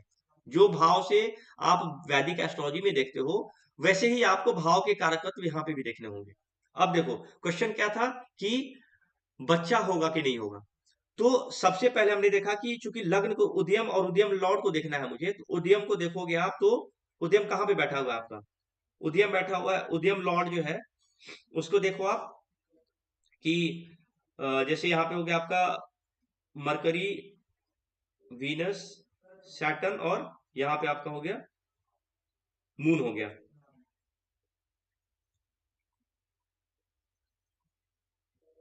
ओके, तो सबसे पहला काम आपने किया, एक तो उद्यम लॉर्ड को देख लिया। दूसरा काम क्या, जो पुत्र का कारक। अब देखो उदयम के साथ कौन से प्लैनेट जुड़े हुए हैं, जुपिटर जुड़ा हुआ है। जुपिटर कौन है, ये जुपिटर वो जुपिटर है जो कि पुत्र का कारक होता है, संतान का कारक के रूप में हम जुपिटर को देखते हैं। क्लियर है? यहां तक तो मुझे लगता है किसी को डाउट नहीं होगा कि जुपिटर को संतान के कारक के रूप में नहीं देखते हैं। ठीक है, तो अब जुपिटर को संतान के कारक के रूप में हम देखते हैं। और यहाँ पे चूंकि जुपिटर यहाँ पे फोर्थ हाउस में बैठा हुआ, मतलब जुपिटर यहाँ पे उच्च का है। तो आपके लिए सबसे सिंपल बताना, सबसे आसान यहाँ पे ये है कि जी आपके पुत्र से रिलेटेड चीजें बिल्कुल अच्छे से हो जाएंगी।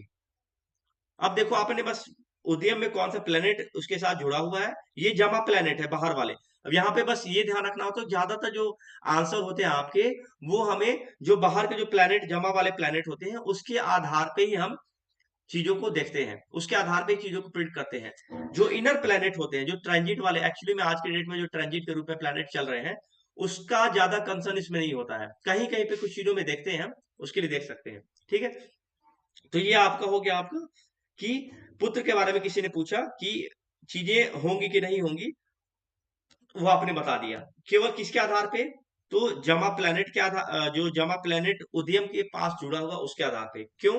क्योंकि यहाँ पे जो प्लेनेट है जो पुत्र का कारक है वो उच्च का है, मतलब क्या हो गया कि वो संतान से रिलेटेड अच्छे रिजल्ट देने वाला है। यहां तक किसी को कुछ पूछना है तो बताओ। अभी मैंने बस एक लेवल बढ़ाया है मैंने कि एक लेवल इसमें ऐड किया है कि पुत्र के बारे में देखना है तो सीधा मैंने प्लैनेट जो उस इवेंट से रिलेटेड है उसको मैंने यहाँ पे लिया और उसके आधार पे प्रिडिक्शन कर रहा हूं मैं। और सर बाकी कोई इसमें सबलॉर्ड वोबलॉर्ड ये सब देखने की बिल्कुल कोई नहीं नहीं, आवश्यकता आप नहीं है। केपी से इसको बिल्कुल मत जोड़ो, यहाँ पे केपी से जोड़ना ही नहीं है, मतलब केपी से बिल्कुल डिफरेंट है। ओनली सीधा केपी वैदिक का प्रिंसिपल अपना के इसको अपन को प्रेडिक्ट करना है, दैट्स ऑल। जी बिल्कुल बिल्कुल। KP totally different from any other astrology. Like KP में आपको क्या है कि सब लॉर्ड, जैसे सेवेंथ पुत्र के बारे में देखना, फिफ्थ लॉर्ड देखोगे, उसका सब लॉर्ड देखोगे, आप इसका नक्षत्र लॉर्ड देखोगे, वो सब चीजें यहाँ देखनी ही नहीं है। वो तो मैंने बस पहला जो स्टार्टिंग में जो पहला जो मेरा स्लाइड था, it was only to give you a reference about Prashna Shastra कि आप बाकी एस्ट्रोलॉजी में हम कैसे कैसे चीजों को करते हैं। उससे ज्यादा केपी का कोई अगर मतलब नहीं था। मतलब ये जो कर्क राशि में अगर जुपिटर अभी आ जाते हैं जो पर्सनल टाइम के अंदर, जी तो इसका मतलब ये पुत्र के जो भी जब सवाल है उसमें जी कामयाबी मिलेगी, पॉजिटिवनेस है। बिल्कुल बिल्कुल बिल्कुल सही आप सोच रहे हैं। जी नरपा जी बताएं। ठीक है सर, मैं एक क्वेश्चन अगर करूं तो इसमें जी बताएं। मान लीजिए मैं अगर ये पूछता हूं, सर मैं किस हद तक कामयाब एस्ट्रोलॉजर बनूंगा और कौन से पद्धति में? अच्छा, ये मान आप लो अपना एक पर्सनल क्वेश्चन ला रहे हो। अभी इसीलिए मैंने बोला कि अभी एक लेवल में पढ़ रहा हूँ, उसके बाद अगला लेवल पढ़ूंगा मैं, तो चीजें आपको और क्लियर हो जाएंगी। इस इसका एक बार कीजिए ना ताकि सबको समझ में आए। चूंकि नहीं, ये आप पर्सनल इंटरेस्ट के लिए ले रहे हैं। आप देखो, मैं ये एक बार नो मेरा पर्सनल देखो, इंटरेस्ट, मेरा मेरा पर्सनल टारगेट इंटरेस्ट ये नहीं है, है। सबको सिखाने के लिए। बिल्कुल मेरा टारगेट मैं बता दूं आपको, मेरा टारगेट है कि इस क्लास के लास्ट में आप उस लेवल पे पहुंच जाओ कि कम से कम चीजों को देख के बता पाओ, और मेरा अपना तरीका होगा। अगर अग्री करते तो बताएं प्लीज। ठीक है। चलो okay sir, as you feel okay for जी प्लीज। तो अब देखिए, यहां तक जो मैंने सिस्टम बताया है उसमें अभी बस एक लेवल जोड़ा है मैंने, केवल जो प्लैनेट के कारकत्व हैं उसके आधार पे।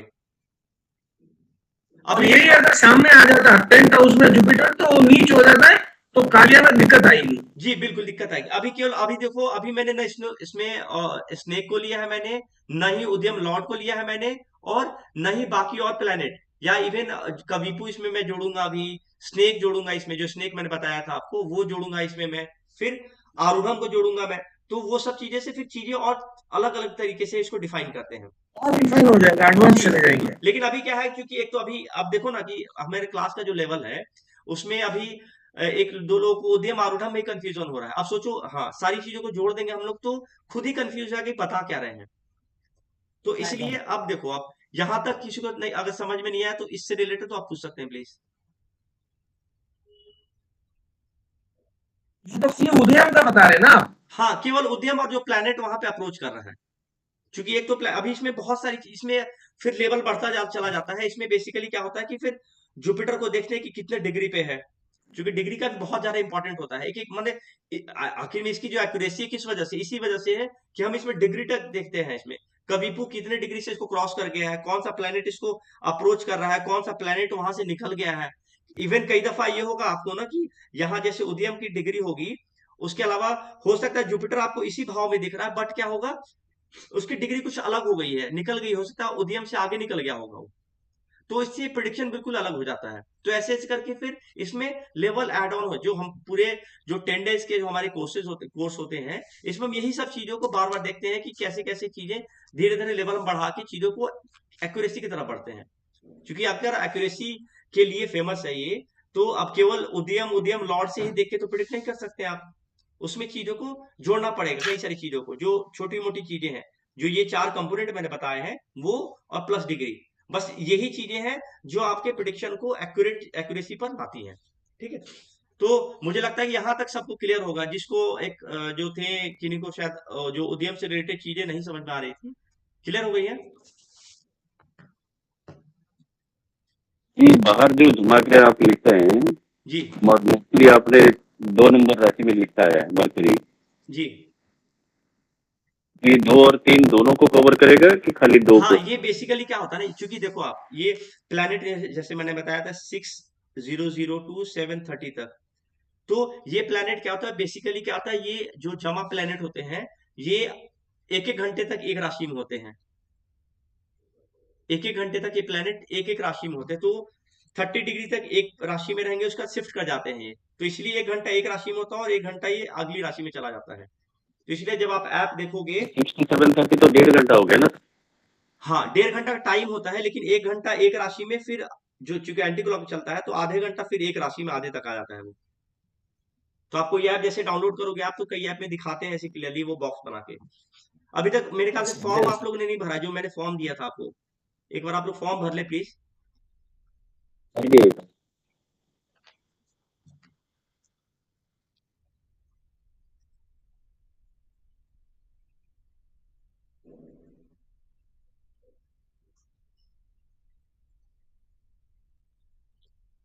ग्रुप में एक मैंने गूगल फॉर्म एक डाला था, उसको सब लोग प्लीज एक बार भर लें आप लोग, फिर थम्स अप कर दें।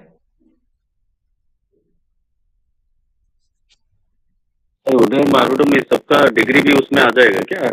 जी जी, सब सब आ जाता है इसमें, सब आ जाता है इसमें। जनरल की डिग्री भी उस पर पता चल जाए। जी जी, डिग्री के हिसाब से वो इसलिए बोला हूँ कि देखो एक्यूरेसी वैसे तो आती नहीं है, एक्यूरेसी के लिए चीजों को थोड़ा आपको माइंडफुली देखना पड़ेगा, तभी तो एक्यूरेट होगा। हम जैसे डिविजनल चार्ट में चले जाते हैं एक्यूरेसी के लिए, वैसे ही कुछ यहाँ पे है कि उस डिग्री, जो डिग्री क्लियर दिखाएगा इसमें कि कौन सी डिग्री कितने डिग्री पे अप्रोच कर रहा है वो। और ये जो प्रश्न है वो ना 1 साल के लिए, मतलब अभी हम बता रहे हैं किसी का बच्चा होगा नहीं होगा, फिर अगले टाइम कब वो क्वेश्चन पूछ सकता है? मान लीजिए इस बार हम देखे, हमको प्रेडिक्शन लगा कि जी नहीं होगा, जी, बेसिकली देखो तो प्रश्न फिर शास्त्र में बेसिकली बोलते हैं कि कम से कम 3 महीने, 90 डेज का तो कम से कम टाइम लिया जाता है। आप सोचो कि आप एक एस्ट्रोलॉजी से आपने पूछा, फिर वही क्वेश्चन जाके दूसरे एस्ट्रोलॉजर से पूछ रहे हो, तो ये खुद अपने आप को जस्टिफाई कर, क्योंकि आप चाहते हो कि पॉजिटिव आंसर ही निकले, इसलिए बार बार पूछते हो आप। चीजों को क्या है कि जब एक बार किसी एस्ट्रोलॉजर से पूछ लिया तो उस पर विश्वास रखना है चीजों को, कि हाँ जो बताया है उसी को मान के चलो मैं आंसर, तो फिर आपको कहीं और पूछने की जरूरत नहीं पड़ेगी। मतलब the only thing you have to keep faith on your astrology. वो प्रश्न करता 3 महीने के बाद फिर से हमें वो क्वेश्चन पूछ सकता है जी कि जी। अभी देखिए क्या वो चांसेस है। सर मेरा प्रश्न ये था कि वो लड़का कब पैदा होगा, ये होगा या नहीं होगा, या लड़का पैदा होगा ये तो बताएंगे, लेकिन किस दिन पर किस तारीख को पैदा होगा ये बता सकते हैं क्या? जी, इसमें इसमें टाइम का जो इवेंट करते हैं उसमें हम बताते हैं, उसमें टाइम का इवेंट के बारे में भी, उसमें क्या होता है सूक्ष्म राशि एक ओके निकालते ओके हैं, उसके आधार पे बताते हैं। ओके। सब लोगों ने फॉर्म भर लिया था कि आपने जो इसमें गूगल फॉर्म डाला हुआ था ग्रुप में?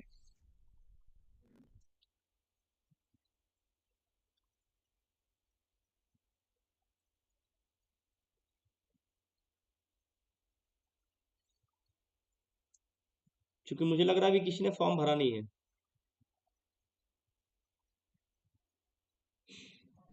सर मैंने भर दिया, सबमिट भी कर दिया है। अच्छा, किस नाम से था? Sir energy Rajendra Kalidas Awasekar. अच्छा जी। सर उसमें एनर्जी एक्सचेंज कितना है, किसमें? और ये जो कोर्स है जी जी जी,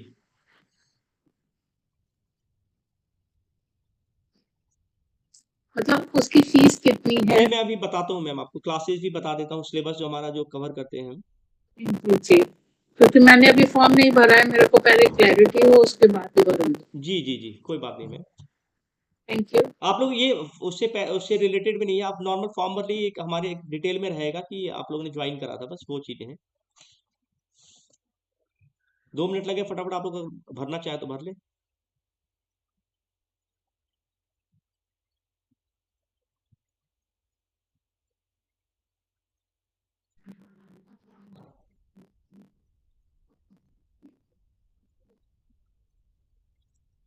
अब इसमें जो आउटपुट प्लैनेट आ रहे हैं वो आके ट्रांजिट के प्लैनेट है, कैसे उसको कैसे समझते हैं सर? किसको? इसमें मतलब चार्ट जो बना है साउथ इंडियन चार्ट, फिर उसमें आउटर एक छोटे छोटे बॉक्स दिख रहे हैं हाँ हाँ, अलग, तो वो आके उससे आउटर बॉक्स को देख के उसको समझना पड़ेगा नहीं कि नहीं, वो क्या। जो ट्रांजिट वाले प्लैनेट होते हैं वो अंदर ही होते हैं, और अच्छा, जो उसी को जमा अपन प्लैनेट होते हैं समझना। वो बाहर की तरफ घूमेंगे। तो जमा प्लैनेट के उच्च और नीच को देखना है या ट्रांजिट वाले प्लैनेट को? ये जो बाहर वाले प्लैनेट है उनको जमा प्लैनेट, इसलिए मैंने बोला था, आपने शायद ध्यान नहीं दिया, जो यहाँ पे हम प्रिडिक्शन करते हैं बाहर वाले जमा प्लैनेट का बेस पे ही करते हैं हम। बाहर वाले सर प्लैनेट में बाहर वाले प्लेनेट सर बाहर वाले प्लेनेट यानी होरा सिस्टम से आ गया सर, कैसे वो जी होरा के तरीके से आया सर वो हाँ, ये बेसिकली इनको? टाइम फिक्स है इसका। सुबह जैसे 6:30 हाँ से जी, शुरू होके ये पूरे दिन हर एक 1.5 घंटे पे प्लेस हाँ होता है। बराबर है, जी समझ गया सर, ओके। हाँ।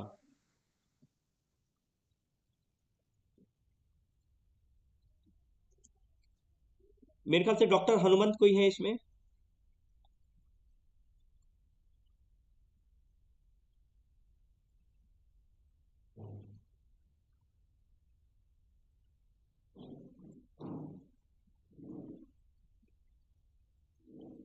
फॉर्म आप लोगों ने भर लिया क्या आप लोगों ने? जी सर, भर दिए। जी चलिए।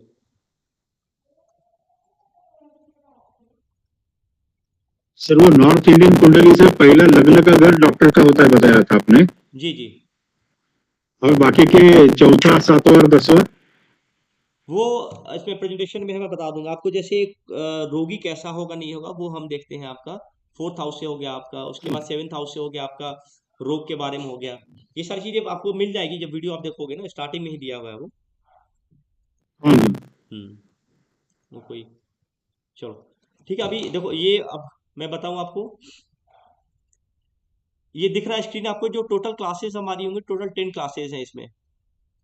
तो पहला जो हमारा दिन होता है वो फंडामेंटल पे हम रखते हैं, बेसिकली जो कैलकुलेट हम करते हैं चीज़ों को, जैसे उद्यम कैसे कैलकुलेट करते हैं, आरूढ़ कैसे कैलकुलेट करते हैं, उन सब चीज़ों के बारे में हम देखते हैं। उसके बाद जो हमारा जो सेकेंड और थर्ड डे का क्लास होता है, वो क्लासेस हमारी बेसिकली पूरा कैलकुलेशन होगा उसका हमारा। फिफ्थ डे हमारा जो, फिफ्थ डे से बेसिकली हम प्रैक्टिकल पे आ जाते हैं। हालांकि from the very first day हम लोग कोई ना कोई चार्ट लेके डिस्कशन, जैसे आज लेवल मैंने शुरू किया था कि एक लेवल हो गया, उसके बाद बाकी प्लैनेट आके कैसे जोड़ते हैं, उसके हिसाब से चीज़ों को जोड़ते हुए हम आगे चलते हैं। तो वैसे ही हम यहाँ पे हर एक प्लैनेट का जो हर एक सिचुएशन है उसको रैंडमली सिचुएशन लेंगे स्टार्टिंग से from the very first day, ताकि आपको जो चीज़ें हम पढ़ रहे हैं, जैसे उद्यम और आरूढ़ के बारे में पढ़ा हमने, कैसे कैलकुलेट करते हैं, तो उसको हम कैसे उसको जोड़ेंगे उसमें।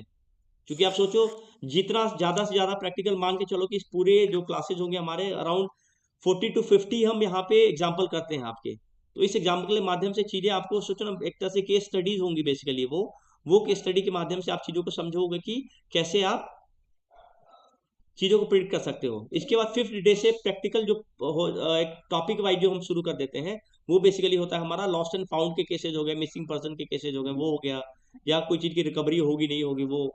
फिर क्लास 6 में होगा एक स्नैपशॉट प्रिडिक्शन देता हूँ मैं, जिसमें आपको सीधा कोई कैलकुलेट करने की जरूरत नहीं है, बस चार्ट देखा, चीज़ें होंगी या नहीं होंगी वो हम दे देते हैं उसमें। जिसको वॉच प्रिडिक्शन बोलते हैं, घड़ी के को देख के हम कैसे प्रिडिक्ट करते थे चीज़ों की, कोई चीज़ होनी है या नहीं होनी है। तो वो हम डे 6 में देखते हैं। 7 डे में मैरिज प्रोजनी से रिलेटेड चीज़ें होंगी हमारी, कि शादी किधर होगी, किस डायरेक्शन में होगी, लड़की कैसी होगी, या इवन डाइवोर्स से रिलेटेड चीज़ें होंगी, जो मैरिज से रिलेटेड प्रॉब्लम, मतलब मैरिज और प्रोजनी से रिलेटेड जितने सारे सिचुएशन बन सकते हैं, प्रॉब्लम हो सकते हैं, या जितने सारे क्वेश्चन उठ सकते हैं, उन सब चीज़ों के बारे में हम डे 7 में देखते हैं। डे 8 में हमारा प्रोफेशन से रिलेटेड होता है, जो आपका जॉब कैसा होगा, ट्रांसफर कहाँ होगा, किस डायरेक्शन में होगा, या जॉब किसी का अच्छा चलेगा नहीं चलेगा, वो सारी चीज़ें होगी। डे 9 हमारा फाइनेंस से रिलेटेड हो जाता है, घर मकान से रिलेटेड, आपका व्हीकल से रिलेटेड हो गया आपका, इवन आप जमीन जायदाद, जो भी सारी चीज़ें हैं, पैसे कितने किसी के बनेंगे नहीं बनेंगे, वो सारी चीज़ें हम डे 9 में देखते हैं। और डे 10 में हमारा टाइम ऑफ इवेंट से रिलेटेड चीज़ें होती है, कि कोई चीज़ें कब होने वाली हैं। तो ये पूरा हमारा 10 डेज का कोर्स होता है। इस कोर्स के बारे में बता दूं मैं कि पहले भी हमने 7,500 में किया था हमने, लेकिन बीच बीच में हम लोग कभी कभी बीच बीच में कोर्सेज को प्राइस कम पे करते हैं। लेकिन फिर भी ये भी होता है कि बहुत ज़्यादा कम करने से फिर एक तरह से उसको बोल सकते हो आप कि फिर एक इमेज भी वैसे बिल्डअप हो जाता है, कि लगता है कि वैसे ही पढ़ा रहे हैं क्या। अब मान लो कि इसी कोर्स का मैं 1,000 रुपये में पढ़ाना शुरू कर दूं, तो बेशक कम तो हो जाएगा, लेकिन फिर लगता है कि यार, लगता है जो सोचने वाला है या एनरोल करने वाला है सोचता है कि फिर कोर्स वैसे ही लगता है पढ़ा रहे, फालतू का पैसा ले रहा है। तो एक मिनिमम प्राइस रखा गया है, जो कि हमारे इंस्टीट्यूट का मेन जो मोटो भी है, कि चीज़ें कम प्राइस में चीज़ों को देना। क्योंकि हमारे और भी जो कोर्सेज चलते हैं हमारे, आप देखोगे इवन जो टैरो कार्ड का भी कोर्स मैम कराती है यहाँ पे, वंदा मैम है, तो वो भी आप नॉर्मल अगर देखोगे तो कहीं पे भी 15,000, 16,000, 17,000 से कम में कहीं पे भी नहीं मिलता है आपको। लेकिन हमारे यहाँ केवल 6,999 में करा लेते हैं। तो ये हमारा बेसिक ये रहता है कि आप कम प्राइस में चीज़ों को सीख के जाओ। और ये आप इसको बता दूं, मैं ये कोर्स जो हमारा चलेगा अभी, जो 4 अप्रैल से शुरू होना है, इसके बाद ये कोर्सेज अगले 3-4 महीने तो नहीं चलने वाला है, ये मैं आपको इंश्योर कर सकता हूँ। और हो सकता है कि आगे प्राइस आपको बढ़ा हुआ ही मिलेगा। तो अगर आप लोग इन्वॉल्व करना चाहेंगे तो आपको ग्रुप में मैं जो हमारे जो ऐप का लिंक है वो आपको मैं सेंड कर देता हूँ मैं, और उसमें आप इनरोल करके अपने आप को, इसमें दोनों ऑप्शन होता है, आपको चाहे तो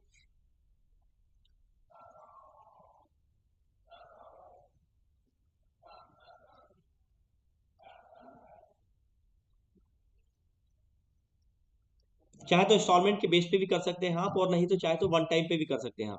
ये गूगल प्ले स्टोर पे जाना है आपको, और वहां से आप IIARS का ऐप डाउनलोड करके वहां पे आप अपने आप को इनरोल कर सकते हैं क्लास के लिए। तो ये हमारी क्लास से, इससे क्लास से रिलेटेड आपको कुछ पूछना चाहे कोई?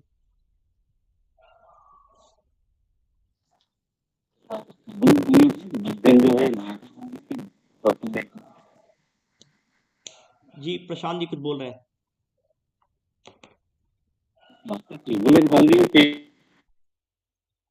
सॉरी,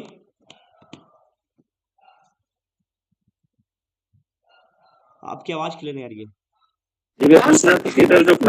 कब स्टार्ट होगा, कब खत्म होगा? ये 10 डेज का क्लास होगा सर, इसमें आपको 4 अप्रैल से शुरू होगा। क्लासेस रेगुलर ही चलती हैं, डेली 8:30 में क्लासेस शुरू हो जाती हैं, और आपका मान के चलो कि 1 से 1.5 घंटे का क्लास चलता है डेली है। इवन अगर 10 डेज होगा? जी 10 डेज का होगा। Saturday Sunday? नहीं, सैटरडे संडे डेली होगा, ये डेली होगा।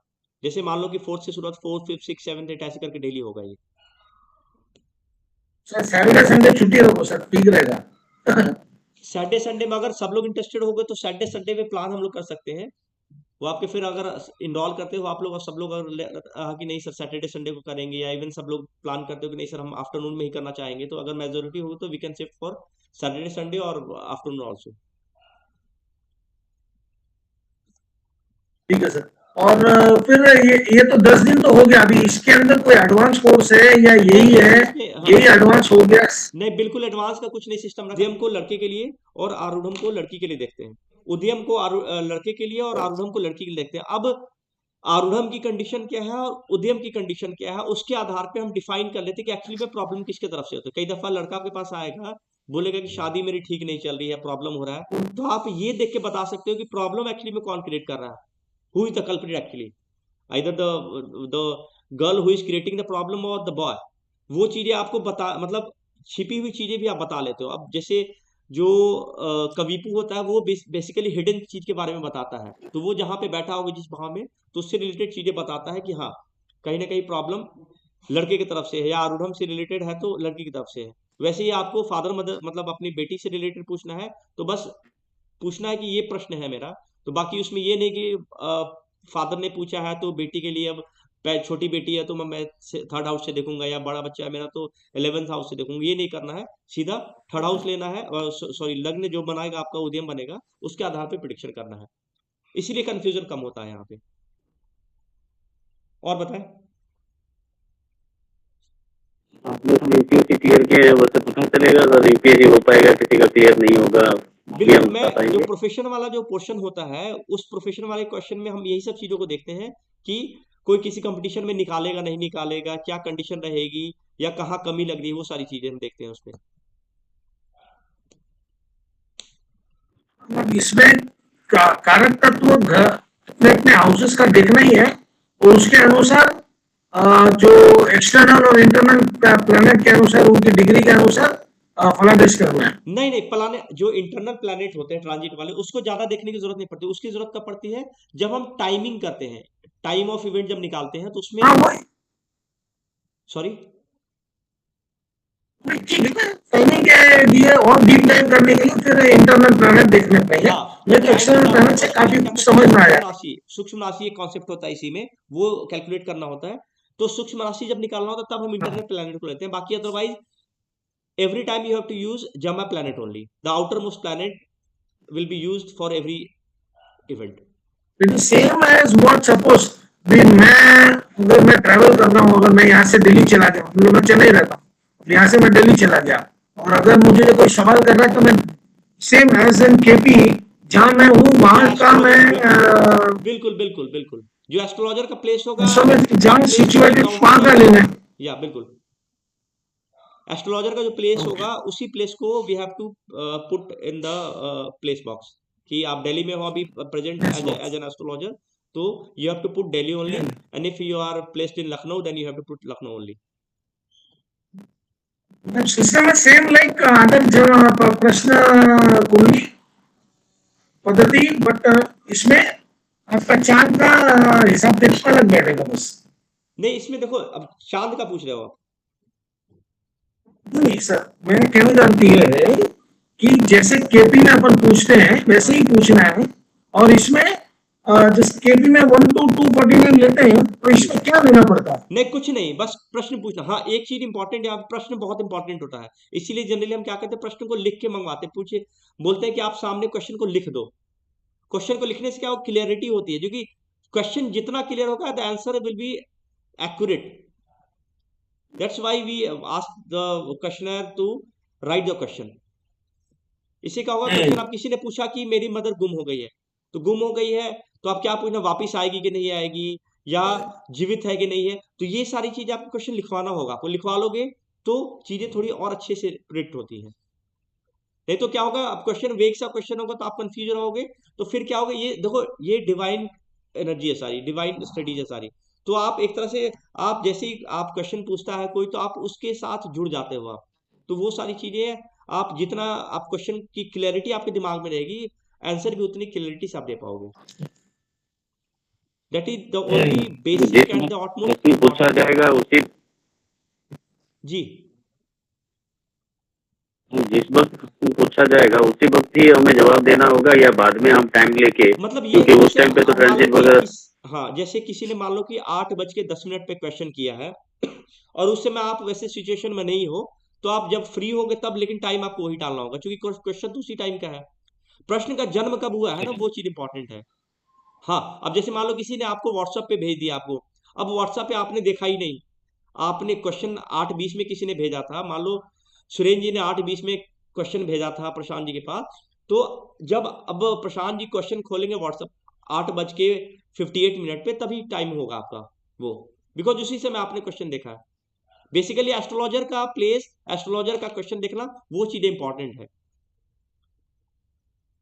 इसीलिए आप जब एस्ट्रोलॉजर क्वेश्चन देखेगा तब का टाइम लेना है, या जब सामने वाले ने भेजा है तब? जब अब जैसे बात कर रहा हूं तो क्वेश्चन आप हाथों हाथ अभी मैंने देख लिया एज एन एस्ट्रोलॉजर, तो क्वेश्चन उसी समय कर लेंगे टाइम को हम।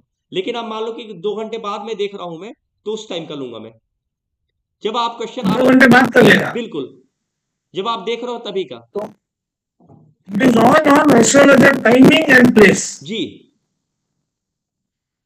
तो वो कब तक वैलिड है सर? जैसे केपी के अंदर 2 दिन तक वैलिड है करके बोलते हैं, 24 घंटा 24 घंटे, तो इसमें कितने घंटे तक वैलिड रहता है क्वेश्चन? मान लो मैंने आपसे क्वेश्चन आज पूछा, व्हाट्सएप में भेज दिया, 2 दिन बिजी थे, कहीं आपका फोन खराब हो गया, बाद में आया आपको, यही वैलिडिटी है। अगर जिस चीज का आंसर निकलना है और अच्छा निकलना है, तो आपको हो सकता है कि उसी टाइम एस्ट्रोलॉजर उसी टाइम अवेलेबल हो पाएगा जिस टाइम पे आंसर अच्छे निकलने हैं। अगर आपको आंसर अच्छा नहीं निकलना है तो हो सकता है 2 दिन एस्ट्रोलॉजर को टाइम ही नहीं मिलेगा, 2 दिन के बाद देखेगा। इसलिए बोलता हूँ कि ये डिवाइन एनर्जी है, डिवाइन स्टडी है ये। तो चीजें जब आपको एनवायरमेंट दिखाना, प्रकृति आपको दिखाना चाहती है, नेचर दिखाना चाहते हैं, तभी चीजों को आप देख पाते हो। कई दफा आप सोचो ना, आप लोग सब लोग एस्ट्रोलॉजी करते हो, बहुत सिंपल सा होता है कि चीजें बिल्कुल एक्यूरेट आप एक बार देखते ही प्रिडिक्ट कर देते हो, लेकिन किसी टाइम पे ऐसा होता है कि आप वो चीज देख, मतलब आपके दिमाग में क्लिक नहीं कर रहा है, फिर जो प्रश्न करता है वो चला जाता है, फिर देखते हो अरे यार ये तो मैंने बताया नहीं था उसको, ये चीज ऐसी हो सकती थी। तो ये चीजें होती है एक्चुअली में कि जब नेचर आपको दिखाना चाहेगा चीजें तभी देखोगे, हम बस एक माध्यम होते हैं, बाकी करने वाला ऊपर जो चीजें डिफाइन है, जब जो चीजें होनी उसी हिसाब से होती हैं। और मेरे विचार से प्रश्न पढ़ने का मतलब ये है कि इसको इंस्टेंटली और तभी उसको होता है।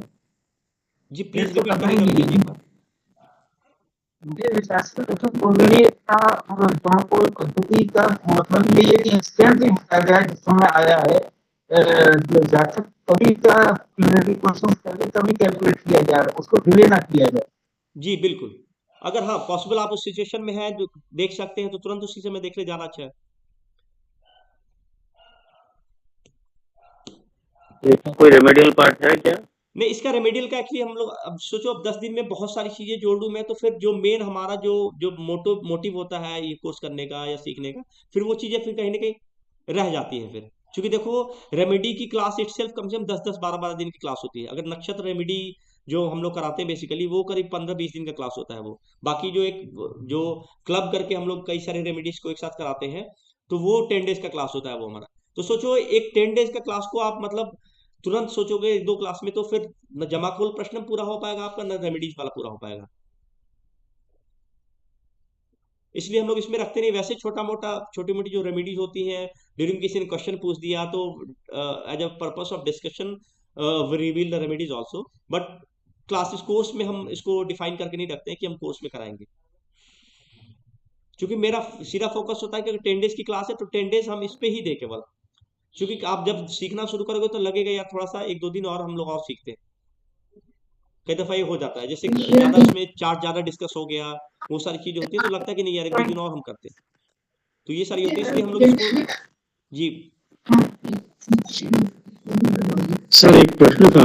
जी हेलो सर, जी ये अगर समझ लिए इससे आप क्या प्रॉब्लम है ये समझ में आ गया, जमाकुल चार्ट से जी प्रश्न चार्ट से प्रॉब्लम समझ में आया, जी उसका रेमेडी हम अगर लाल किताब से बता सकते हैं क्या? जी बिल्कुल। देखो लाल किताब विश्वास वाली चीज है। आपको अगर विश्वास आता है कि लाल किताब से, या सामने वाला मानता है कि लाल किताब से के माध्यम से मैं रेमेडी मतलब जानना चाह रहा हूँ या बता दे, तो कोई दिक्कत नहीं है। देखो रेमेडीज कोई है जो सटीक बैठे वो रेमेडीज आप बता सकते हो, कोई दिक्कत नहीं है।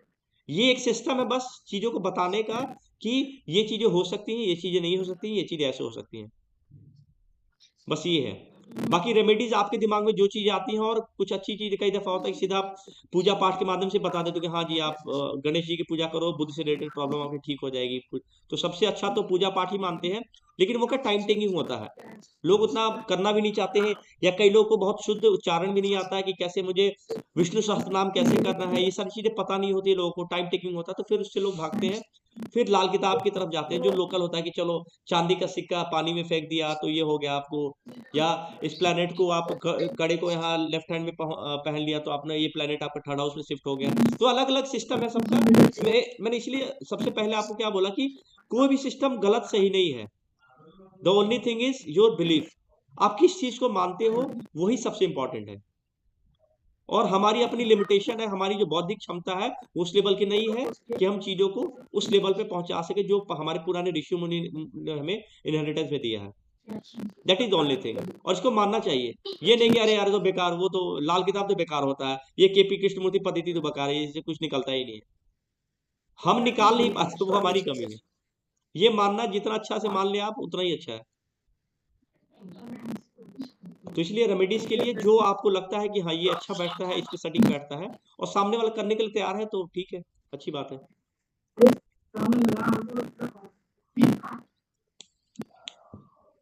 ठीक है, अब अगर आप लोग इंटरेस्टेड होंगे तो मुझे बताइएगा, और आप जैसे ग्रुप में भी आप डाल सकते हैं। मैं चैट एक बार के लिए आपको ओपन कर दूंगा सब लोगों के लिए। ग्रुप पे, व्हाट्सएप ग्रुप पे सब मेरे ख्याल से सब लोग ज्वाइन होंगे आप लोग व्हाट्सएप ग्रुप पे, तो चीजें आप आराम से 10 दिन में अच्छा लेवल पे आप पहुंच जाएंगे। अच्छे लेवल पे पहुंचने का मतलब ये होगा कि आराम से सुनो, आप सबसे इंपॉर्टेंट चीज है कि सबसे पहली बार चूंकि आप किसी ने पॉइंट आउट किया था सर मुझे समझ नहीं आ रहा उद्यम क्या है आरूढ़म क्या है, वो इसलिए होगा क्योंकि हम सबसे पहली बार आज के पहले आपने, मुझे नहीं लगता किसी ने सुना था कि उद्यम क्या है आरूढ़म क्या है।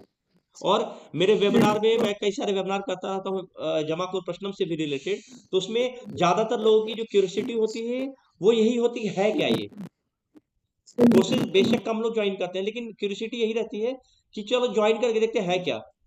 देखो भृगुनंदी नाड़ी के बारे में सब लोग पता है कि क्या क्या चीजें होती हैं। अच्छा ये प्लेनेट है, यहाँ पे ये ट्रायंगल में होगा तो ये इसके पीछे है, ये इसके आगे है। शनि है हमारा, तो जॉब से रिलेटेड चीजों को हम शनि से देखेंगे, शनि किसको फॉलो कर रहा है तो उससे हम देख लेंगे। तो ये भृगुनंदी नाड़ी का सबको पता है कैसे है, कि कृष्णमूर्ति का पता है कि सब लॉर्ड से देखते हैं। लेकिन जमाकुल प्रश्नम क्या है, ये कौन सी नई चिड़िया आ गई मार्केट में, तो ये इस वजह से थोड़ी दिक्कत होती है स्टार्टिंग में। बाकी जैसे ही आप, और दूसरा जो जो प्रॉब्लम करता है लोगों को वो करता है साउथ इंडियन चार्ट।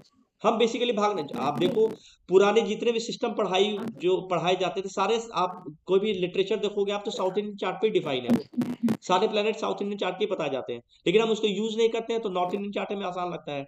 आप 2 दिन के बाद खुद ही मैं बोलूंगा कि आप नॉर्थ इंडियन चार्ट पे जमा प्लेनेट को प्लेस करो, आप बोलोगे नहीं नहीं सर वो हमारे लिए ज्यादा ठीक है वो। ये चूंकि मैंने देखा हुआ है और चीजें आसानी से समझ में आती है। अब सोचो ना, जमा प्लेनेट को आप कहाँ पे प्लेस करोगे? जैसे मैं बोलता हूँ कि हर एक 1.5 घंटे में एक जमा ग्रह अगले को रिप्लेस कर देता है, तो वो 1.5 घंटे का मतलब हो गया कि 30 मिनट, जो 30 डिग्री है 1 घंटे में 30 डिग्री को क्रॉस करता है वो, तो अगले जो 15 डिग्री होगा वो अगले आधे घंटे में क्रॉस करेगा वो, तो वो कहाँ पे प्लेस करोगे आप?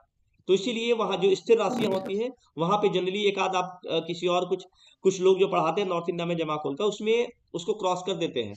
अब सोचो, आप बिलीव नहीं करोगे, जमा कोल प्रश्नम का जो मैंने पढ़ा था, वो तमिल के ही एक टीचर थे, उनसे पढ़ा था, वो प्योर तमिल में ही पढ़ाते हैं। तो मेरा एक था सबऑर्डिनेट, वो तमिल का था, वो तमिलनाडु का था वो, तो उसको मैं बिठा के और चीज़ों को ट्रांसलेट करके, जब रिकॉर्डिंग हो जाती थी तो उसके हिसाब से ट्रांसलेट करके एक चीज़ को, लिटरेचर को मैंने तमिल से लेके उसको लिटरेचर को कन्वर्ट करके ऐसे करके सीखा है मैंने, ताकि उसकी जो सैंटिटी है ना तमिल की, जो आप देखो जैसे जैसे चीजें आगे बढ़ती चली, आप सोचो कृष्णमूर्ति साहब ने जो चीजें कृष्णमूर्ति पद्धति में सिखाई होंगी, बताई होंगी, उसके जो शुरू के जो स्टार्टिंग के जो 8 10 15 स्टूडेंट होंगे वो सीख होंगे, उसके बाद जैसे जैसे चीजें आगे बढ़ती चली कुछ कुछ चीजें छूटती चली जाती हैं, तो जो प्योरिटी है वो कहीं ना कहीं कम हो जाती है। तो इसलिए मेरा था कि मैं वैसे जगह से सीखूं ताकि उसकी जो प्योरिटी है, बिल्कुल जो एक क्वालिटी है वो मेंटेन रहे, ताकि अगर मैं आगे किसी को बताऊं मैं तो कम से कम उस प्योरिटी के साथ बता सकूं मैं। तो ये सारी चीजें रही थी। तो चलिए, आप लोग के साथ जुड़ के मुझे अच्छा लगा। सर मान लीजिए, जी बताएं प्लीज। हाँ सर, मान लीजिए जैसे अब आने वाले शुक्रवार के दिन बारिश होगी या नहीं, अगर ऐसा पूछना तो ये सवाल का जवाब इसमें मिल सकता है ऐसे देखो, प्रश्नों ये का? मेदिनी से रिलेटेड क्वेश्चन है बेसिकली। मेदिनी ज्योतिष और पराशर ज्योतिष अच्छा, बिल्कुल अलग। हाँ, मेदिनी ज्योतिष और बाकी जो सिंपल प्रश्न शास्त्र से भी आप दोगे, मेदिनी ज्योतिष का क्वेश्चन का आंसर तो नहीं, लोग कुछ कुछ बताते कि हाँ सोने का दाम ऐसे घट जाएगा ऐसे बढ़ जाएगा, लेकिन वैसे नहीं होगा बेसिकली। वो मेदिनी ज्योतिष का पार्ट होता है, और आज के डेट में मेरे ख्याल से 2-4 लोगों को छोड़ के मेदिनी ज्योतिष की जानकारी किसी को नहीं, सब ऐसे हवा में कि हाँ जी ठीक है, गुरु को देखा, आपने बताया कि गुरु ये कंडीशन में है तो सोने का दाम बढ़ रहा है घट रहा है, 2-4 20-25 प्रिडिक्शन किए तो 1-2 सही हो गए तो उसको हाईलाइट करके दिखा दिया। मेडिनी जो आप देखोगे तो जो इंडिया का जो चार्ट बनता है वो अलग चार्ट बनता है, वो आपको चैत्र शुक्ल प्रतिपदा से जो चार्ट प्रिपेयर करते हैं हम, उसके आधार पे चीजों को डिफाइन करते हैं। इसके बाद अलग अलग डायरेक्शन के लिए अलग अलग जो कंट्रीज हैं उसके लिए अलग अलग डिफाइन किए हुए हैं, तो उसके आधार पे चीजों को फिर उसमें कक्षप वाला होता है आपका सिंगल कुंडली बनाते हैं। मान लो किसी का जैसे इलेक्शन होता है, इलेक्शन के आधार पे हम चीजों को देखते हैं, या जैसे बारिश के लिए हम नक्षत्र के आधार पे देखते हैं कि रोहिणी नक्षत्र में कौन प्लेनेट प्रवेश कर रहा है, और कौन से प्लेनेट किस राशि में जा रहा है, बुध में जा रहा है तो बारिश ज्यादा होगी। ये सारी चीजें मेदिनी का पार्ट होता है, तो मेदिनी में ही देखा जाना चाहिए। नॉर्मल राशि में देखते तो हैं, लेकिन एक आध वही बोल रहा हूँ कि 20-25 चीजें में से 1-2 चीजें सही होती हैं, बाकी 18 चीजें गलत ही होती हैं फिर। तो इसमें मेदिनी को हम इसमें इंक्लूड नहीं करते हैं। ये हमारे डेली लाइफ में जो चीजें हैं ना उसके लिए, और इतनी एक्यूरेसी होती है कि आप मतलब मैं आप बिलीव नहीं करोगे, मैं अपने रिलेटिव से रिलेटेड ना, कोई रिलेटिव मेरे से पूछता है अगर, और खासकर बीमारी से रिलेटेड है, तो मैं नहीं देखना पसंद करता हूँ, क्योंकि चीजें इसमें दिखती हैं तो होती हैं, तो मैं लगता है कि नहीं ये छोड़ो बाद में देखेंगे, ऐसे मैं टाल जाता हूँ, या बोलता हूँ अच्छा चलो मैं देखता हूँ, करूंगा करता हूँ ऐसे करके टाल देता हूँ मैं। देखो अच्छी चीजें निकल के आ जाए तो that's good for everyone, but लगता है कि नेगेटिव तो फिर आदमी ना बता पाता है, फिर दिमाग में कुंठा भरी रहती है कि यार क्यों नहीं बताया मैंने उसको, या नहीं बताना चाहिए था, या बताना चाहिए था, ये सारी चीजें। तो ये है इसकी एक्यूरेसी की वजह से चीजें। कभी अब पता चला कि किसी ने एज के बारे में, आयु के बारे में पूछा, और 8th हाउस में कभी बैठा हुआ है, या सैटर्न के साथ ही कभी बैठा हुआ है, तो मतलब ये है कि कहीं ना कहीं क्वेश्चन, यहाँ मैं बोल रहा हूँ कि क्वेश्चन सबसे इंपॉर्टेंट है, क्वेश्चन क्या पूछा जा रहा है वो। अब सोचो आयु के बारे में पूछ दिया, कविबू के साथ बैठा हुआ है, तो मतलब ये है, या सैटर्न के साथ बैठा हुआ है, तो मतलब ये है कि कहीं ना कहीं प्रॉब्लम है, मतलब आयु क्षीण होने वाली है या प्रॉब्लम आने वाली है, या रोग मतलब 6th हाउस में 8th हाउस में ही जाके बैठ गया, हाँ रोग से रिलेटेड किसी ने पूछ दिया क्वेश्चन, और या तो मान लो कि जैसे रोग के लिए जो हमारी इम्यूनिटी है उसके लिए सूर्य को देखते हैं हम, सूर्य के साथ ही कभी भी बैठ गया, तो किसी ने पूछ दिया कि रोग ठीक होगा कि नहीं, तो वैसे कंडीशन में आपका नेगेटिव ही आंसर आ गया कि नहीं यार तो मुझे प्रॉब्लम लग रही है, ठीक नहीं होंगी चीजें। तो ये सारी चीजें हैं इसके साथ, इस वजह से लोग इसको सीखना चाहते हैं, पसंद करते हैं सीखना, ये है। चलिए रिकॉर्डिंग तो मिल जाएगी ना व्हाट्सएप पे? जी बिल्कुल, रिकॉर्डिंग मैं अब इस पे लिंक डाल दूंगा, यूट्यूब पे ही मैं अपलोड कर देता हूँ, आप लोग उसको देख सकते हो, कोई दिक्कत नहीं है। ठीक है, इंटरेस्टेड होंगे तो आप लोग most welcome for this. Recording life long नहीं प्रोसेसर, ये क्या और जो रिकॉर्डिंग रहेगी? रिकॉर्डिंग हाँ, ये मैं एक्चुअली हमारे पोर्टल पे 10 साल तक रहता है ये, तो लाइफ लॉन्ग ही मान के चलो, 10 साल से ज्यादा। मैं तो मुझे याद है कितने सारे कोर्सेज हमने करे हैं, और पूरा पीपीटी वहां से मांगते थे, रिकॉर्डिंग लेते थे, और आज तक हमने पीपीटी नहीं देखी, जरूरत ही नहीं पड़ती है। एक बार देख लिया तो फिर लगता अच्छा देखेंगे, वो फिर फ्यूचर टेंस में चला जाता है वो। लेकिन हाँ, 10 साल तक रहता है पोर्टल पे, आप आराम से, इवन आपके उसके बाद भी जरूरत पड़ती है तो मैं मतलब अभी वैसे जरूरत तो नहीं पड़ी है, क्योंकि 5-6 साल से ही मैं पढ़ाना शुरू किया उस लाइन में, तो अब 10 साल के बाद देखेंगे कितने लोग स्टूडेंट मुझे फोन करते हैं, बोलते हैं सर मुझे चाहिए रिकॉर्डिंग, तो वो अलग चीज है, उसके बाद भी अवेलेबल करा दूंगा मैं, ऐसा कुछ नहीं है। लेकिन 10 साल के लिए मैं बता के रहता हूँ कि हाँ 10 साल तक ये अवेलेबल होगा। ठीक है राजेंद्र जी, सब लोग अच्छा लगा आप लोग से मिलके, और आगे आप लोग क्लास में थैंक यू। लगेगा। बाकी संपर्क बना हुआ व्हाट्सएप ग्रुप पे, हमेशा आप लोग रहोगे। Indian institute of astrological research and study से रिलेटेड जो भी कोर्सेज होंगे वो आप अपडेट आपको मिलता रहेगा ग्रुप में रहोगे तो। और आप मिला के देखना हमेशा, कोर्स की जो क्वालिटी होगी वो बाकी इंस्टीट्यूट से कहीं से भी अच्छा ही होगा, और प्राइस कम होगा, ये गारंटी हमारे इंस्टीट्यूट की रहती है, और इसी को मैं इंश्योर करता हूँ मैं। और बस हमारा सिंपल सा सिस्टम हमारा कर्मा थ्योरी पे ही चलते हैं हम लोग। अगर अच्छा करेंगे तो चीज अच्छी रहेंगी। खुद मैं अपने लिए चीजों को अच्छा रखता हूँ मैं। अगर मैं अपने आप से, मैं मान लो कि पढ़ा रहा हूँ आपको मैं, और चूंकि सोचो आप बिलीव नहीं करोगे, एक मैंने कहीं पे कृष्णमूर्ति पद्धति सीखी थी मैंने पहली बार, मान के चलो 2011-12 के आसपास। और वो बंदा क्या करता था, 1 घंटा होते ही खत्म कर देता था। वो कोई क्वेश्चन पूछने जाए तो खत्म कर दे, ठीक है हो गया खत्म, काम नहीं लेना आप क्वेश्चन नहीं। वैसे करके कम से कम 3-4 जगह से तो मैंने कृष्णमूर्ति पद्धति सीखी होगी मैंने, केवल कि कोई सही पढ़ाते। तो चीजें, ऐसे भी लोग हैं इसमें जो कि बस पैसा ले लिया, काम खत्म, फिर सिखाना नहीं है या बताना नहीं, या उनकी भी गलती नहीं है, उनके उतना नॉलेज ही नहीं है कि वो बता पाए, इस वजह से भागते हैं। तो वो सारी चीजें हैं। तो ये बाकी यहाँ पे ये है कि आप जो चीजें जो मेरे पास है, पूरी चीजें आपके पास हो जाएंगी अगर आप सीखते हो तो।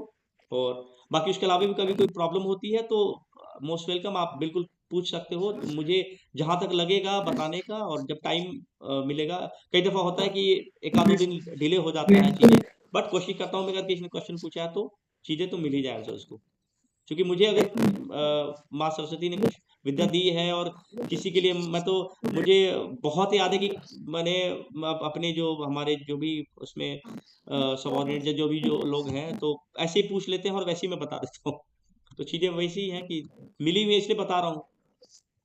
बाकी नहीं ज्ञान होता तो नहीं बताता मैं, बस यही चीजें हैं। चलिए ठीक है, सब लोग से मिलकर अच्छा लगा मुझे। Hope will good night. Thank you sir, thank you very much. Interesting